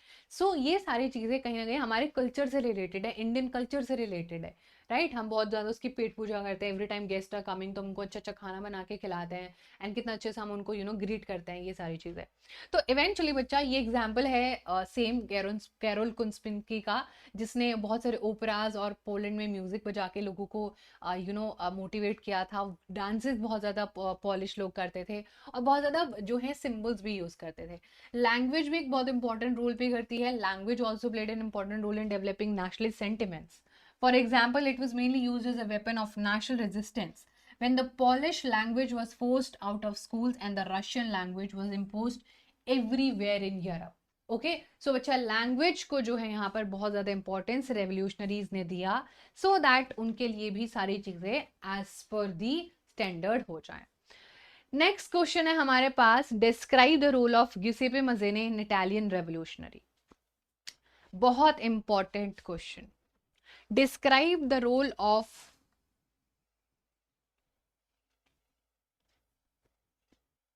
Giuseppe Mazzini. Yes, everyone. What do you think? Describe the role of Giuseppe Mazzini. Giuseppe Mazzini क्या थे? Giuseppe Mazzini बच्चा एक रेवोल्यूशनरी थे, जिन्होंने बहुत सारी चीजें बेटर करी हैं आपके इटली में। और आओ देखते हैं इसका आंसर कैसे लिखना है, और ये भी हमारा बहुत इंपॉर्टेंट क्वेश्चन है, very important question. Alright everyone, चलो आओ पढ़ते हैं। Role of Giuseppe Mazzini as an Italian revolutionary. Italian revolutionary Giuseppe Mazzini was born in Genoa 1807. He became a member of secret society Carbonari. He founded two underground societies, first Young Italy in Marseille, Young Europe in Bern. Member of this society was like-minded people from Poland, France, Italy and German state. तो सबसे पहले तो हमने थोड़ा सा role इसका देख लिया, इसके बारे में इंट्रोडक्शन कर लिया। Now let's try to understand. Mazzini strongly believed that God had intended nations to be natural unit of mankind. जो इंसान पैदा हुआ है ना, वो एक नेशन में पैदा हुआ है, और उसको गॉड ने भेजा है। हम इंडिया में पैदा हुए भाई क्योंकि हमें गॉड ने भेजा है। So that is what we have to believe for very sure thing. So Italy had to be forged into a single unified republic within a wider alliance of the nations. और इसने बोला कि Italy को भी unification मांगता है, क्योंकि ऊपर वाले ने ऐसा बोला है कि एक नेशन होना चाहिए, एक राष्ट्र होना चाहिए, उस राष्ट्र के कुछ लोग होंगे, और एक राष्ट्र को देश बोला जाएगा, नेशन बोला जाएगा, कंट्री बोला जाएगा। एंड देन उसने ये सारी चीजें लोगों के दिमाग तक पूरा ये मॉडल सेटअप भी किया। Following is model secret society Germany, France, Switzerland में आई, और मजीनी का रेंटलेस ऑपोजिशन जो मोनार्की के लिए था, एक अच्छा डेमोक्रेटिक रिपब्लिक जो है वो विजन था उसका, वो बहुत ज्यादा कंजर्वेटिव को डराता भी था। and he also led to the unification of Italy which we already have done. ठीक है, so that is what we were supposed to do. तो इटालियन रेवोल्यूशनरीज का रोल था लोगों को मोटिवेट करना, एक सीक्रेट सोसाइटी का मॉडल बहुत सक्सेसफुल करना, बहुत सारे देशों को अच्छा अच्छा करने के लिए इंस्पायर करना। ऑलराइट एवरीवन, चलो now we will move forward with the next question, and that is write a short note on the Greek war of independence. जल्दी से बोलो, कर लोगे आप लोग? Cradle of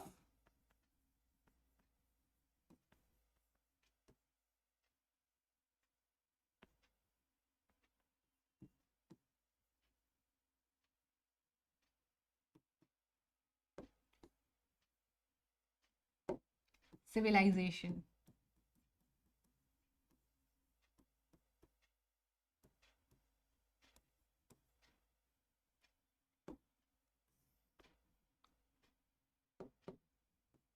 ये हमारा पूरा क्रैडल ऑफ यूरोपियन सिविलाइजेशन होता है। और जब इसको आज़ादी मिलती है तो बच्चा हमें ट्रीटी भी याद रखनी है। ये कुछ चीज़ें हैं जो हम छोटा सा भी रिवाइज कर रहे हैं। Treaty of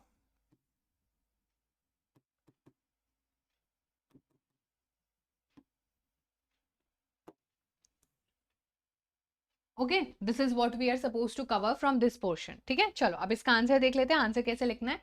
so we'll see Greek war of independence. Greek war of independence में क्या हुआ था, let's try to understand this portion, और थोड़ी थोड़ी चीजें इसके बारे में हम लोग पढ़ने की कोशिश करते हैं। An event that mobilized nationalist leading feelings among the elite education Europe was the Greek War of Independence. जो लोगों को मोबिलाइज कर रहा था, पढ़े लिखे लोगों को, पढ़े लिखे एलिट लोग जो बहुत ज़्यादा उनको एजुकेशन मिल गया था। Greece had been part of Ottoman empire since the 15th century. Nationalist को लगता था हमारी उनसे कुछ बातें मैच भी नहीं होती है। Nationalist in Greece support from other Greeks living in exile and also from many west European who had sympathies for ancient Greek culture. तो जब भी लोग अपने ऑटोमन एम्पायर रूल कर रहा था ग्रीस पर, ऑटोमन एम्पायर ना उनकी कुछ सुनता था ना उनके बारे में कुछ बातें करता था अच्छी अच्छी, उनको हमेशा डेरोगेटरी फील कराता था बच्चा। और जब डेरोगेटरी फील कराता था ना, तो फिर बहुत सारे देश के लोग जो बाहर भेज दिए थे ऑटोमन एम्पायर के राजा ने कि आप यहाँ पर हैं, एग्जाइल में भेज दिए थे। एग्जाइल मतलब बेसिकली देश निकाला, देश से निकाल देते हैं। वो बाहर से हेल्प कर रहे थे कि हम हेल्प करेंगे। और जब ये बात बाकी यूरोपियन नेशन को पता चलती है कि पूरे यूरोप को पाला है आप ग्रीस ने ही, पूरी दुनिया को दुनिया बनाया है ग्रीस ने, उसके साथ ऐसा हो रहा है, तो बहुत सारे यूरोपियन नेशन ने भी उसको बहुत ज़्यादा फेवर किया, पैसा भेजा, आर्मी भेजा और उसको ऑटोमन एम्पायर से आज़ाद कर लिया। ठीक है। पोइट्स ने भी और जो भी आर्टिस्ट थे बच्चा, उन्होंने भी ग्रीस को क्रैडल ऑफ यूरोपियन सिविलाइजेशन बोला, जो कि हमने पढ़ चुके हैं। उसमें सबसे ज़्यादा बच्चा यहाँ पर एक इंग्लिश पोइट है लॉर्ड ब्रायन, जो ऑर्गेनाइज कर रहे थे और बहुत ज़्यादा फंड भी इकट्ठा किया, और वो फिर फॉर वॉर भी लड़ने गए जहाँ पर उनकी डेथ हो गई थी। And finally the treaty of Constantinople of 1832, जिसने रिकॉग्नाइज करा ग्रीस को एक इंडिपेंडेंट नेशन। ओके, तो इतना बच्चा हमें लिखना है, ये बहुत इंपॉर्टेंट क्वेश्चन है, हम इसके सामने भी लिखेंगे, this is what is the most important question. Okay, ये आप लोगों को डेफिनेटली पता होना चाहिए, ये भी हमारा बहुत इंपॉर्टेंट क्वेश्चन है। ओके, यहां तक सारी चीजें क्लियर हो रही होंगी, I hope so. Now we'll move forward with the next portion and that is question number next. Define the term romanticism, how did it facilitate the promotion of nationalist sentiment? Define the term romanticism. How did it facilitate the promotion of nationalist sentiment? क्या होता है romanticism, और romanticism ने क्या किया देश में, क्या वो फीलिंग्स जो वो एक्सप्रेस करना चाहता था, वो फीलिंग्स एक्सप्रेस हुई, नहीं हुई, व्हाट ऑल हैपेंड? तो we all know that romanticism, it was a cultural movement that sought to develop a particular form of nationalist sentiments in the following ways. तो रोमांटिसिज्म क्या था बच्चा? एक कल्चरल मूवमेंट था। It was not something that जहाँ पर लोग तलवारों के साथ लड़ रहे थे, बट अपनी संस्कृति को शोकेस करके एंड देश भावना, देश प्रेम, देशभक्ति दिखाकर लोग अपने आप को मोटिवेट करते थे। तो सबसे ज़्यादा जो रोमांटिक आर्टिस्ट थे, पोइट्स थे जनरली, वो क्रिटिसाइज करते थे ग्लोरिफिकेशन ऑफ मतलब criticise the glorification of reason and science and focused on emotion, intuition and mystical feelings. मतलब वो लोग हमारी फीलिंग्स पर, हमारी इंट्यूजन सही गलत और हमारी जो भी मिस्टिकल फीलिंग्स होती है उनको ज़्यादा एम्फेसाइज करके डिसीजन लेना बोलता है, ना कि रीजन और science. German philosopher John Gottfried इसका बहुत बड़ा एग्जाम्पल है, जिन्होंने folk songs, folk poetry, folk dances and true spirit of nation को पॉपुलराइज भी किया। जैसे कि हमारे यहाँ पर हम बंकिम चंद्र चट्टोपाध्याय जी को याद रख सकते हैं, रविंद्रनाथ टैगोर जी को याद रख सकते हैं, जिन्होंने पूरे इंडिया को बहुत सारे गानों में, कविताओं में, बहुत सारे डिफरेंट फॉर्म्स ऑफ डांसेस में, है ना, नेशन को बच्चा पॉपुलराइज किया कि रियल आइडेंटिटीज डेफिनेटली नॉट कि हम लड़ाई झगड़े करें, रियल आइडेंटिटीज की जहां पर नेशन बहुत ज्यादा अपने कल्चरल स्पिरिट को ज्यादा importance they. They gave emphasis on vernacular language and the collection of local folklore to recover an ancient national spirit and to carry the modern nationalist message to large audience who were mostly illiterate. जिन लोगों को समझ नहीं आता था कि why the war was happening, what is the reason of the war happening, क्या मिलेगा war करके, उन लोगों को हम ऐसे नहीं समझा सकते हैं। उन लोगों को समझाने के लिए we need romanticism, and romanticism is basically what? Romanticism is basically the cultural movement जिससे लोग एस्पायर होंगे फॉर द नेशंस लव। ठीक है, जिसमें हमें लड़ाई झगड़ा नहीं करना, हम बता सकते हैं कि दैट हैपेंड, दिस सॉन्ग ये हमारे भारत का सॉन्ग है, दिस नेशनल एंथम ये बजाया जाता है, ये जो जन गण मन है, ये जो पीपल ऑफ द कंट्री, इसमें सब डायरेक्शन इंडिया की, उत्तर दक्षिण पूरा पश्चिम सब कुछ काउंट होता है, राइट? तो जितना भी पोर्शन है, जो भी सारी चीजें, सब कुछ याद किया जाता है इस राष्ट्रगान में, इस राष्ट्रगीत में। ठीक है, तो ये सारी चीजें बच्चा हम लोगों को याद रखनी है, that was the happening in the romanticism portion. चलो, नाउ नेक्स्ट क्वेश्चन आ जाता है हमारा, explain the ways in which nationalist feelings were kept alive in Poland in the 18th and 19th century. Poland में नेशनलिस्ट फीलिंग को alive रखने के लिए कौन कौन से तरीकों का यूज किया जा रहा था? which we have to remember from this portion is that Poland का पार्टीशन हो गया था 18th सेंचुरी में by great powers Russia, Prussia, Austria ने. Even though it did not exist as independent territory, national feelings उनके अंदर थी. उनके म्यूजिक और लैंग्वेज ने उनकी बहुत ज्यादा जीवन को अच्छा करा, क्योंकि पोलैंड बहुत ज्यादा सफर करता है इस पूरी स्टोरी में, और उसने बहुत ज्यादा सफर भी किया है.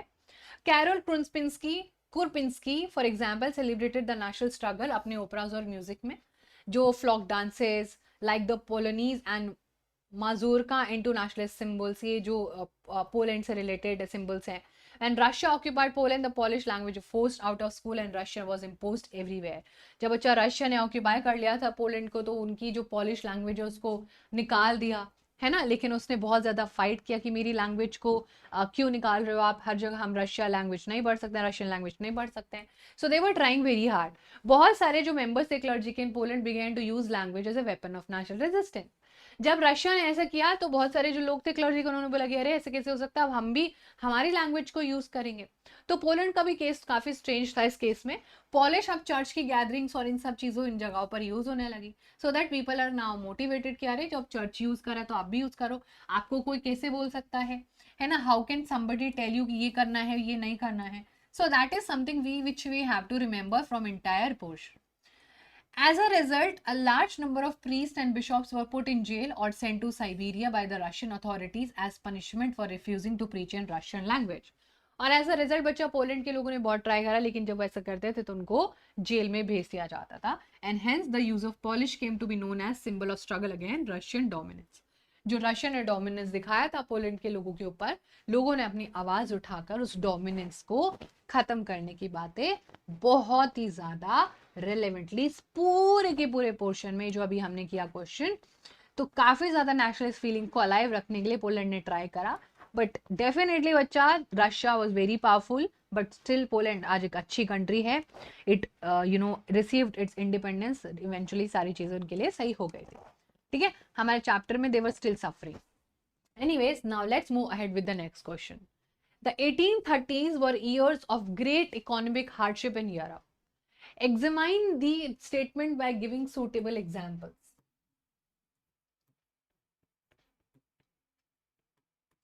1830s का पीरियड काफी ज्यादा हार्ड था. बहुत ज्यादा चीजें हो रही थी क्या यूरोप के लोगों के लिए. क्या लिख सकते हो आप इसमें? व्हाट डू यू थिंक बच्चा, हम इस पूरे पोर्शन में क्या क्या चीजें कवर कर सकते हैं? व्हाट डू यू थिंक कि ये जो पूरा टाइम पीरियड रहा होगा 1830s का, क्या लिखना है इसमें, मैं बताती हूँ. The 1830s were years of great economic hardship in Europe in the following ways. The first half of the 19th century saw an enormous increase in The first half of the 19th century saw an enormous increase in population which led to widespread unemployment. क्योंकि इतना ज्यादा population एकदम से बहुत ज्यादा बढ़ गया था, जिसकी वजह से बहुत ज्यादा अनएम्प्लॉयमेंट हुआ. पॉपुलेशन अब रूरल एरियाज से सिटीज में जा रहे थे, जिसकी वजह से स्लम्स बनने लग गए. छोटे छोटे प्रोड्यूसर्स अब जो है टाउन से होने वाला कंपटीशन फेस कर रहे थे, और मशीन मेड गुड जो इंग्लैंड में सस्ते मिल जाते थे, तो पूरे यूरोप में एक प्रोडक्शन को लेके हम लोगों को प्रॉब्लम देखने को मिल जाती है. In those regions of Europe where the aristocracy still enjoyed power and peasants struggled under the burden of feudal dues and obligation. एक जगह पर जहां पर आज भी मोनार्की बहुत ज्यादा एंजॉय कर रही है, जिसके बाद बहुत पैसा है, आज जो हमारे पेजेंट्स हैं, जो फार्मर्स हैं बच्चा, वो स्ट्रगल कर रहे हैं for the basic needs of their life. The rise of food prices, food continuously जो है बढ़ रहा है. पोवर्टी बहुत ज्यादा बढ़ गई है. अब एक्सपेंसिव भी हो जाएंगी चीज़ें, क्योंकि जब भी किसी चीज़ की वैल्यू क्वांटिटी कम होती है तो वो महंगी हो जाती है. For example diamonds, for example gold, क्योंकि वो बहुत कम अवेलेबल है, वो प्रेशियस स्टोन्स हैं, प्रेशियस मेटल है, तो वो बहुत ज़्यादा महंगे होता है. एंड जस्ट लाइक दैट, जो बचा ब्रेड सोसाइटी में कम होगी तो ब्रेड का प्राइस भी महंगा हो जाएगा. आलू एंड ओनियंस कितने सस्ते होते हैं, जिस दिन वो कम क्वांटिटी में होंगे लोग बहुत महंगे हो जाएंगे, because everyone is ready to pay a huge chunk of amount for that. तो ब्रेड एक स्टेपल फूड था यहाँ के लोगों के लिए, वही नहीं मिल रहा था, तो बहुत ज़्यादा बैड हार्वेस्ट हो गई, फसल भी खराब हो गई. यानी कि बेसिकली हर तरफ से they were very much in trouble. तो ये हमने क्वेश्चन कर लिया. Now name the event that mobilized nationalist feelings among the educated elite across Europe in 1830 and 1848. Okay. Name the event that mobilized nationalist feeling among the educated elite across Europe in 1930 and 1948. वो लोगों का नाम लिखना है या वो event जिसमें लोगों ने पार्टिसिपेट करके बहुत सारी चीजों में अपना कंट्रीब्यूशन दिया है और चीजों को बेटर किया है. So as we can see, the event that mobilized nationalist feeling among the educated across the Europe in 1830 was the Greek War of Independence. जहां पर बच्चा हमें ग्रीक वॉर ऑफ इंडिपेंडेंस देखने को मिला था, जिसमें बहुत ज्यादा एजुकेटेड एलाइट्स ने, एजुकेटेड एलीट लोग होते हैं जो, उन लोगों ने पार्टिसिपेट किया था, है ना, और पोइट्स ने पार्टिसिपेट किया था, अपने अपने बहुत ज्यादा लोगों को मोटिवेट किया था. तो that was Greek war of independence. Next question है, the period of 1848 is considered the phase of revolution of the liberals in Europe. Yes everyone, how can you tell me इसका आंसर? जो 1848 का period था पूरे Europe में, वो revolution of liberals बोला जाता है ना, पीरियड ऑफ रेवोल्यूशन बोला जाता है, क्योंकि इसमें बहुत सारे रेवोल्यूशन हुए थे, है ना, एक ऐसा टाइम जहां पूरी दुनिया में रेवोल्यूशन अपॉन रेवोल्यूशन हो रहे थे. Events of February 1914 in France had brought about the abdication of monarch and a republic based on universal male suffrage had been proclaimed. 1848 में जो हमारा पूरा जुलाई अपीहल हुआ था, वो सबके बाद फ्रांस में सारी चीजें अब दोबारा से किसके पास आ गई? रिपब्लिक के पास आ गई, मतलब head of the state elected होंगे. Germany, Italy, Poland and Austro Hungarian empire, men, women of the liberal middle classes combined their demands for constitutionalism with national unification. अब अच्छा फेज ऑफ रेवोल्यूशन चल रहा है, क्योंकि हर तरफ अब लोग एक कॉन्स्टिट्यूशन के डिमांड करेंगे. They want everything in their society जो उनके बेटर के लिए होगा. They took advantage of growing popular unrest to push the demand for the creation of nation state on parliamentary principles, a constitution, freedom of press and freedom of association. अब ये जो liberals थे, इसी revolution time का फायदा उठा के, कि वो होता है ना कि जलती बहती गंगा में हाथ धोना, अगर कभी सुना है तो बहती गंगा में हाथ धोना मतलब कि सिचुएशन का फायदा उठाया जाए, एंड इसी सिचुएशन का फायदा लिबरल्स ने भी उठाया, और ऐसे में उन्होंने अपने कॉन्स्टिट्यूशन, हमें फ्रीडम ऑफ प्रेस भी चाहिए, हमें फ्रीडम ऑफ एसोसिएशन भी चाहिए, हम जितनी मीटिंग्स करें कोई हमें नहीं रोकने वाला होना चाहिए, ताकि हमें सीक्रेटली ना करनी पड़े चीजें, है ना. तो ये सारी चीजें बच्चा यहाँ पर हमको देखने को मिल जाती हैं. थोड़ा सा इसको एक्टिवली और पढ़ेंगे तो सारी चीजें समझने को मिलेंगी. In German regions a large number of political association whose members were middle class professionals, businessmen and prosperous artisan actually came together in the city of Frankfurt. और वो लोगों ने ऑल जर्मन नेशनल असेंबली को vote भी किया था. We remember this entire story, जहां पर लोग इकट्ठा हुए थे, लेकिन फिर राजा ने बोला था ये तो गड़बड़ हो जाएगी, फिर उसने मना कर दिया था. फिर दोबारा जर्मनी ने अपना पूरा रिसेंटमेंट दिखा के फिर सेकेंड स्टेप में वो अपने आप को यूनिफाई कर पाए थे. The middle class resisted the demand of workers and artisans and consequently lost their support. In the end, troops were called in and the assembly was forced to disband. ठीक है, ये सारी चीजें बच्चा यहाँ पर हो रही थी, और जो कि है एक बहुत ही प्रॉब्लमैटिक फिगर भी था, और ये सारी चीजें में काफी कुछ सिखाते हैं. The issue of extending political rights to women was a controversial one within the liberal movement in which large number of women had participated actively over the years. Women had formed their own political association, founded newspaper and taken part in the political meetings and demonstration. Hence we can say that women भी liberal, women भी हमारे पूरे liberal part में कहीं ना कहीं participation हम लोगों को दिखाते हुए मिलती हैं, और ये लिबरल मूवमेंट 1848 के टाइम पूरी सोसाइटी को चेंज डेफिनेटली कर देता है. ठीक है बच्चा, चलो नाउ विल सी नेक्स्ट. हमारा विमेन के ऊपर ही क्वेश्चन आ गया है. Write a short note on the role of women in national struggles. Actually में नेशनल स्ट्रगल मतलब आजादी के लिए विमेन का क्या रोल है पूरे चैप्टर में, ज्यादा हमें इसमें पढ़ना नहीं है. तो यहाँ अरे क्या हुआ, तो रोल ऑफ विमेन में जब हम देखते हैं तो छोटू सी बातें हैं, ये विमेन के लिए क्वेश्चन हमेशा आता है, एक ना एक दो. तो the issue of extending political rights. अब विमेन को ना सबसे ज्यादा प्रॉब्लम थी कि उनको हमेशा इक्वल ट्रीटमेंट नहीं मिला है. जो भी ट्रीटमेंट मेन को मिलता था सोसाइटी में, वो विमेन को नहीं मिलता था. तो women were mostly talking about political rights, and it was a controversial one because liberal movement में ज्यादा विमेन पार्टिसिपेट करती हैं धीरे धीरे, और अपनी पॉलिटिकल एसोसिएशंस भी बनाती हैं, न्यूज़पेपर भी बनाती हैं अपने, take part in political meeting and demonstration. उसके बाद भी उनको वोटिंग राइट में नहीं मिलता है, काफी लेट जाके, और जब फ्रैंकफर्ट पार्लियामेंट में चर्च में सारी मीटिंग चल रही तो विमेन भी वहां पर एक ऑब्जर्वेटरी की तरह ही गैलरी में जाके बैठ जाती है, तो भी उनको वोटिंग राइट नहीं मिलता है। तो बेसिकली आंसर में क्या लिखा है, that women were continuously trying, women were doing their part but they did not get voting rights very easily. later 1946 में जाके women को voting right मिला था। can you imagine, जब ये 19th सेंचुरी ऑलमोस्ट खत्म होने वाली थी, half of the 19th century के मिडल में women को फाइनली वोटिंग राइट्स मिले थे। चलो बच्चा, नेक्स्ट क्वेश्चन है हमारे पास, highlight the role of Otto von Bismarck in the making of Germany. मैंने बोला था आपको, इनको आर्किटेक्ट ऑफ जर्मनी बोलते हैं, जिन्होंने पूरा जर्मनी को बनाया था। बहुत सारे माइंड गेम्स इन्होंने खेले थे, बहुत सारे काइंड ऑफ टैक्टिक्स इन्होंने लगाए थे दिमाग से, बहुत सारी चीजें करके, एंड फाइनली इन्होंने जर्मनी को यूनिफाई किया था। तो इंट्रो है हमारा chapter, the role of Otto von Bismarck in the making of Germany. Prussia took on the leadership of the movement for national unification. Prussia ने जिम्मेदारी ली कि हम करेंगे, बिकॉज जर्मनी भी बहुत सारे एरियाज में डिवाइडेड था। Its chief minister Otto von Bismarck was the architect of this process, carried out with the help of Prussian army and the bureaucracy.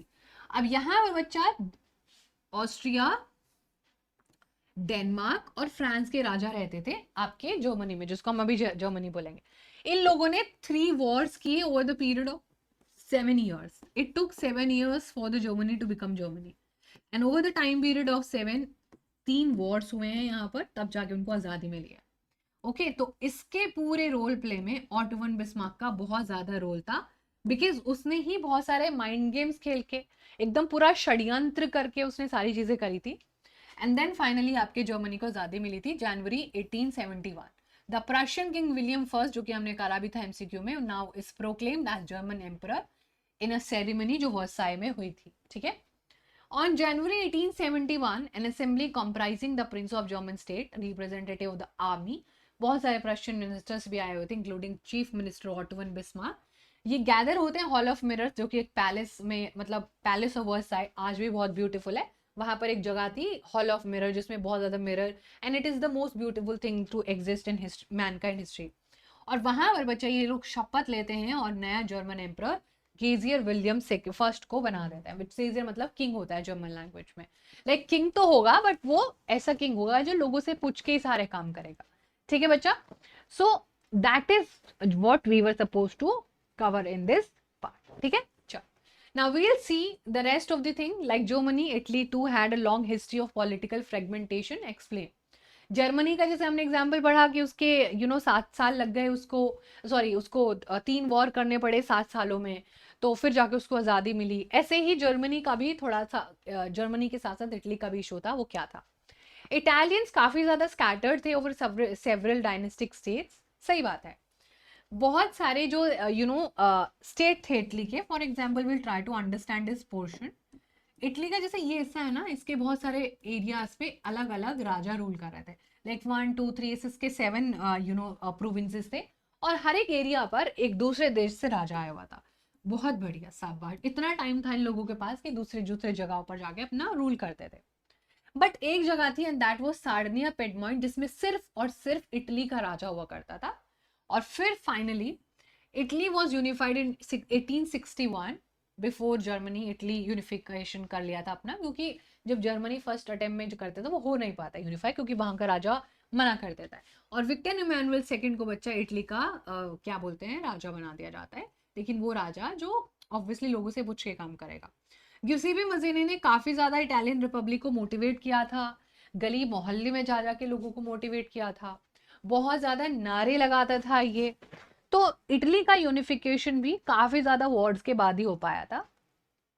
और जब ये सारी चीजें हो रही थी इस पूरे ट्रबल्ड पीरियड में, Garibaldi, he was again a revolutionary, वो भी पार्टिसिपेट करते हैं।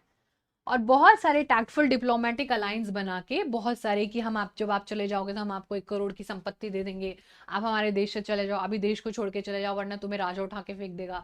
ये सारी चीजें most of the time brain wash करके भी लोगों को भगाया, एंड फाइनली यूनिफिकेशन हो गया। और फिर टैक्टफुल जो भी केवियर को जो बोला है, केवियर जो प्राइम मिनिस्टर था, ये सारी चीजें हमें इस पूरे चैप्टर में देखने को मिलती है।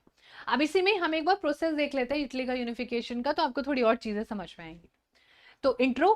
In the 1830s, Giuseppe Mazzini made efforts to unite Italy. He have formed a secret society called Young Italy. वो बचपन से ही उसको सपना था कि उसको इटली इटली बनाना है।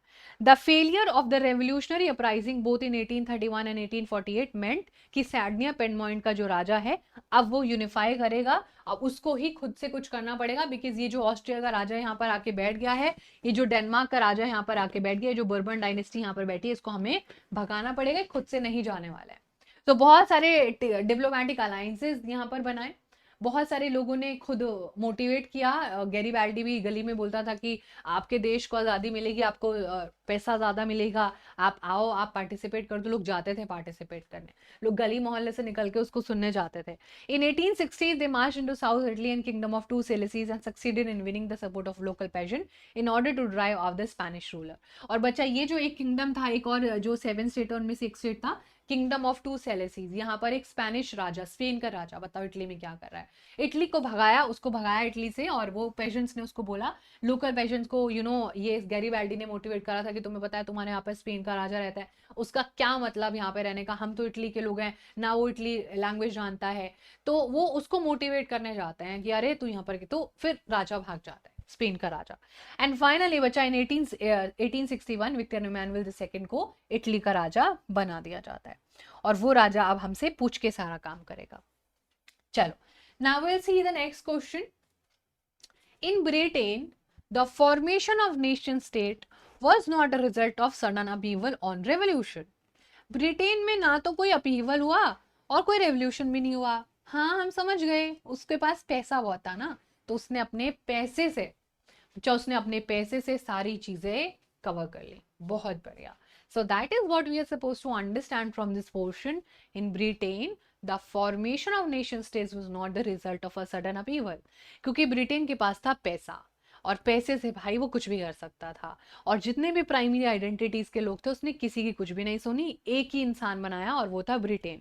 लेटर द इंग्लिश पार्लियामेंट, जिसने मोनार्की की पावर सीज करी 1868 में, at the end of protected conflict the instrument through which a nation state with England, और सेंटर बनाया उसको, और एक्ट ऑफ यूनियन साइन करके अब राजा की पावर खत्म करिए, एक पार्लियामेंट होगा और पार्लियामेंट में सब बराबर होंगे, कोई लड़ाई करने का मतलब ही नहीं, क्योंकि गवर्नमेंट बहुत पावरफुल थी। आपका जो पूरा ये ब्रिटेन एज अ नेशन है, ये काफी ज्यादा पैसे कमा रहा था, और इसने काफी जल्दी से फटाफट से सारी चीजों को इन्फ्लुएंस करके अपने अंडर में सारी चीजें कर ली है, और फिर इवेंचुअली सब चीजों को कंट्रोल कर, ठीक है।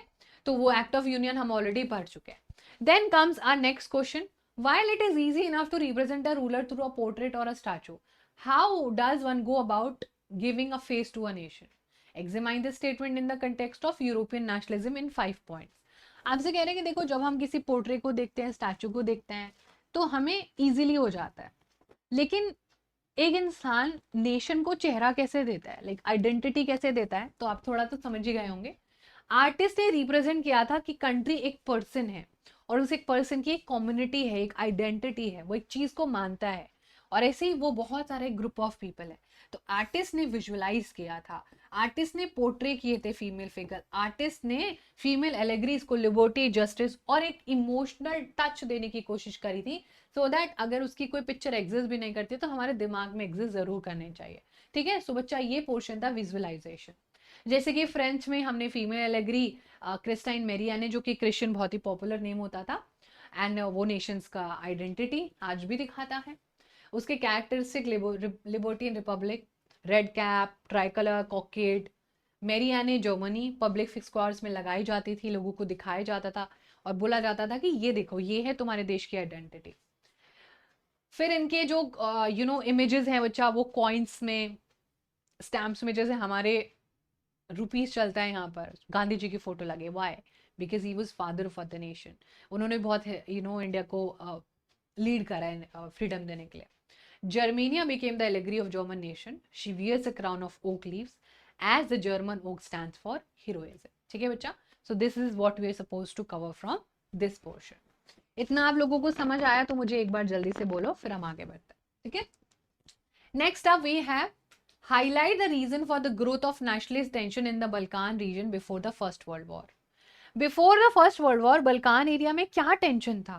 बहुत परेशान थे ये लोग, बट क्या था वो परेशानी का कारण, वो हम थोड़ा थोड़ा सा तो जानते हैं, है ना। हाँ, थोड़ा थोड़ा सा तो we are aware. So that was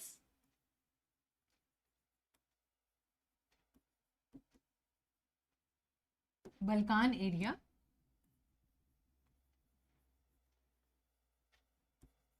which was geographically very important, geographically काफी रिच था।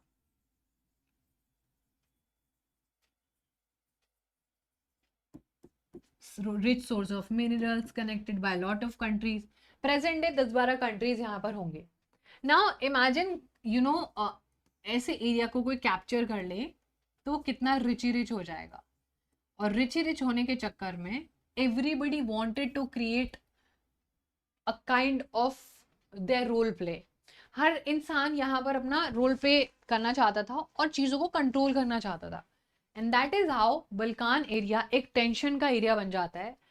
और ये लोग आपस में भी लड़ रहे थे अपनी एथनिसिटी को लेके। बल्कान में बहुत सारी एथनिसिटी थी, they were fighting with each other and इतना ज्यादा एक दूसरे के साथ लड़ रहे थे कि डिफरेंट डिफरेंट ओपिनियंस हो रहे थे। किसी ने किसी के साथ जाके टीम बना ली, किसी ने किसी के साथ जाके टीम बना ली, दोनों के आपस में इतनी भयंकर लड़ाई हुई कि it led to first world war. Now let's just do how we are supposed to write. The Balkan was a region of geographical and ethnic variation, जिसमें modern day Romania, Bulgaria, Albania, Greece, Macedonia, Croatia, Bosnia, ये बहुत सारी countries आती हैं बच्चा। और यहाँ पर रहने वाले लोगों को साल्स कहते थे। A large part of Balkan under the control of Ottoman empire, Russia और ऑस्ट्रिया का भी हिस्सा आता था और कॉम्प्लेक्स चीजें थी बहुत। The spread of ideas romantic nationalism Balkan तक भी पहुंचे और उन्होंने भी अपनी आज़ादी मांगने के लिए डिमांड किया। और जब उन्होंने अपनी आज़ादी डिमांड मांगी तो बहुत ज़्यादा डिफरेंस हो गया ऑटोमन एम्पायर और साल्स में। The Balkan region became a region of intense conflict over the expansion of territory. और जिस टाइप से ऑटोमन एम्पायर अपना एक्सपेंशन कर रहा था बहुत टेंशन का माहौल था। At the same time great European power Russia, Germany, England और ऑस्ट्रिया हंगरी सब चाहते थे, आपको पता ही है क्योंकि ट्रेड के पॉइंट ऑफ व्यू से पैसा बहुत होगा। एंड इतना ज़्यादा इस सिचुएशन में हुआ कि बल्कान आपस में भी लड़ रहे थे एंड बाकी जो कंट्रीज थी उनको लगा कि इस लड़ाई का फायदा उठाया जाए, बहती गंगा में हाथ धोए जाए, आग में घी डालने का काम किया जाए और अपनी फायदा उठाया जाए क्योंकि पैसा ही पैसा होगा। और इतना ज़्यादा टेंशन सीरियस हो गया that it also led to first world war. Yes, इसके वजह से भाई दुनिया में फर्स्ट वर्ल्ड वॉर भी हो गया बल्कान के वजह से। ओके, बल्कान का जो इशू था। नेक्स्ट क्वेश्चन है, why did Slavic nation struggle in the 19th century. Simple सी बात है, क्योंकि उनको अपनी आइडेंटिटी और इंडिपेंडेंस डिफाइन करनी थी। वो बस पिसते जा रहे थे और दे वर नॉट अपने बारे में, मतलब वो सोचने लगे थे तो फिर अपने बारे में ऐसा सोचेंगे कि वर्ल्ड वॉर ही हो जाएगा, है ना। चलो नेक्स्ट क्वेश्चन। नेक्स्ट क्वेश्चन में हमारे पास है the idealistic liberal democratic sentiment of nationalism in the first half of the 19th century became a narrow creed with limited ends. Examine the statement. Democratic ideal जो भी थे sentiment बचा वो narrow creed, मतलब जो बेसिकली नेशनलिज्म से हमारी कहानी शुरू हुई थी ना, वो आते आते हम लोगों को क्रीड में यानी कि थोड़ा नियत खराब हो गए लोगों की कि इतने से काम नहीं चला, ज्यादा चाहिए। तो during this period nationalist group became increasingly intolerant of each other. और वो हमेशा दे वर रेडी कि वॉर के लिए हम कभी भी बुला लो हमको, है ना, हम हमेशा रेडी हैं। Major European powers manipulated aspiration, उनको अपने इंपीरियलिस्ट एम्स जो थे, यानी कि ज़्यादा से ज़्यादा टेरिटरी को हम कंट्रोल करेंगे और जितना ज़्यादा टेरिटरी को कंट्रोल करेंगे उतना हम पावरफुल हो जाएंगे, उतना बड़ा हम नेपोलियन की तरह कॉन्करर बन जाएंगे।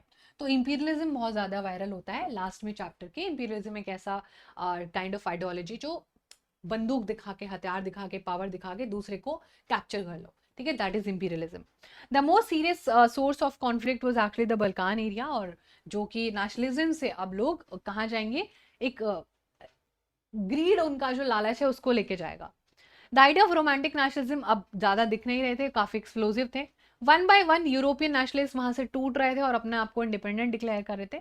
और बल्कान का एरिया इतना ज्यादा पॉलिटिकली सेंसिटिव था कि सब लोग जब अपने हिस्ट्री को मांगते हैं तो obviously definitely that will also lead to conflict. लोग आपस में लड़ेंगे और इसी लड़ाई का फायदा लोग उठा के फर्स्ट वर्ल्ड वॉर भी करेंगे। सो जो पूरा स्ट्रगल चल रहा था, जो भी उनकी हिस्ट्री थी, वो लोग अलग होना चाहते थे। डिफरेंट साल्विक नेशन अपनी आइडेंटिटी को डिफाइन कर रहे थे और इसके चलते चलते काफी ज्यादा कॉन्फ्लिक्ट बढ़ जाएगा और फर्स्ट वर्ल्ड वॉर भी हो जाएगा। ठीक है बच्चा, so this was all about the session today. I hope कि आप लोगों ने बहुत थोरली सारी चीजें यहाँ पर पूरा का पूरा कंट्रोल किया होगा। अपार्ट फ्रॉम दैट, अगर ये वाला जो पीडीएफ है जिसमें हमने सो मेनी जो भी सारे क्वेश्चंस कवर करे हैं. You talk about MCQ, you talk about 2 kind of marker, 3 marker, 5 marker, जो भी पॉसिबल क्वेश्चंस है इतना आप कर लो, ये चैप्टर में उससे बाहर कुछ भी नहीं आएगा. ठीक है, ये क्वेश्चन बार बार रिपीट होते हैं, डिफरेंट डिफरेंट लैंग्वेजेस में रिपीट होते हैं, but answer will be there, और इसी से इतना कर लो हो जाएगा.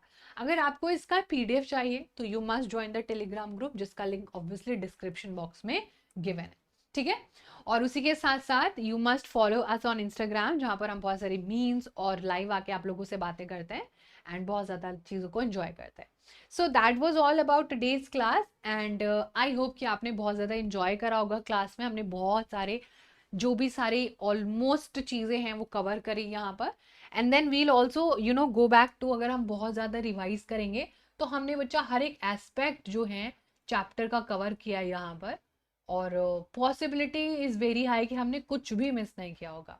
इफ़ यू सी कि हमने utopian vision, Napoleonic code, feudal system abolishment कब आया था, क्या क्या मिला, रोमांटिसिज्म क्या होता है, फ्रीडम लिबरलिज्म, जोलवरीन क्या होता है, सारी चीज़ें हमने पॉसिबली यहाँ पे कवर करी हैं. Then we have also done a lot of images, picture based question, जो भी कंसेप्चुअल कॉम्पिटेंसी बेस्ड क्वेश्चन आ रहा है, आप देखो आप ही कितना अच्छे से हमने पूरा कवर किया है. सो अपेरेंटली हमने काफ़ी ज़्यादा चीज़ें यहाँ पर कवर करी हैं आज के सेशन में, और ये सेशन आपको इनफ होगा अगर आप इसको बहुत अच्छे से कंपेयर करके, अच्छे से आप इसको नोट डाउन करके सारी चीज़ों को पढ़ोगे. ठीक है, सो आज के सेशन को यहीं पर रैप अप करते हैं. That was all about the class everyone. I hope कि आपने बहुत ज़्यादा एंजॉय किया होगा सेशन को, और अपने फ्रेंड्स वगैरह के साथ भी इसको शेयर कर देना. PDF चाहिए रहेगा तो टेलीग्राम में मिल जाएगा. Thank you so much, everyone. This is your master teacher Varsha signing off for today. We'll see you in the next class. Bye bye. Take care. Sending you lots of love. Bye.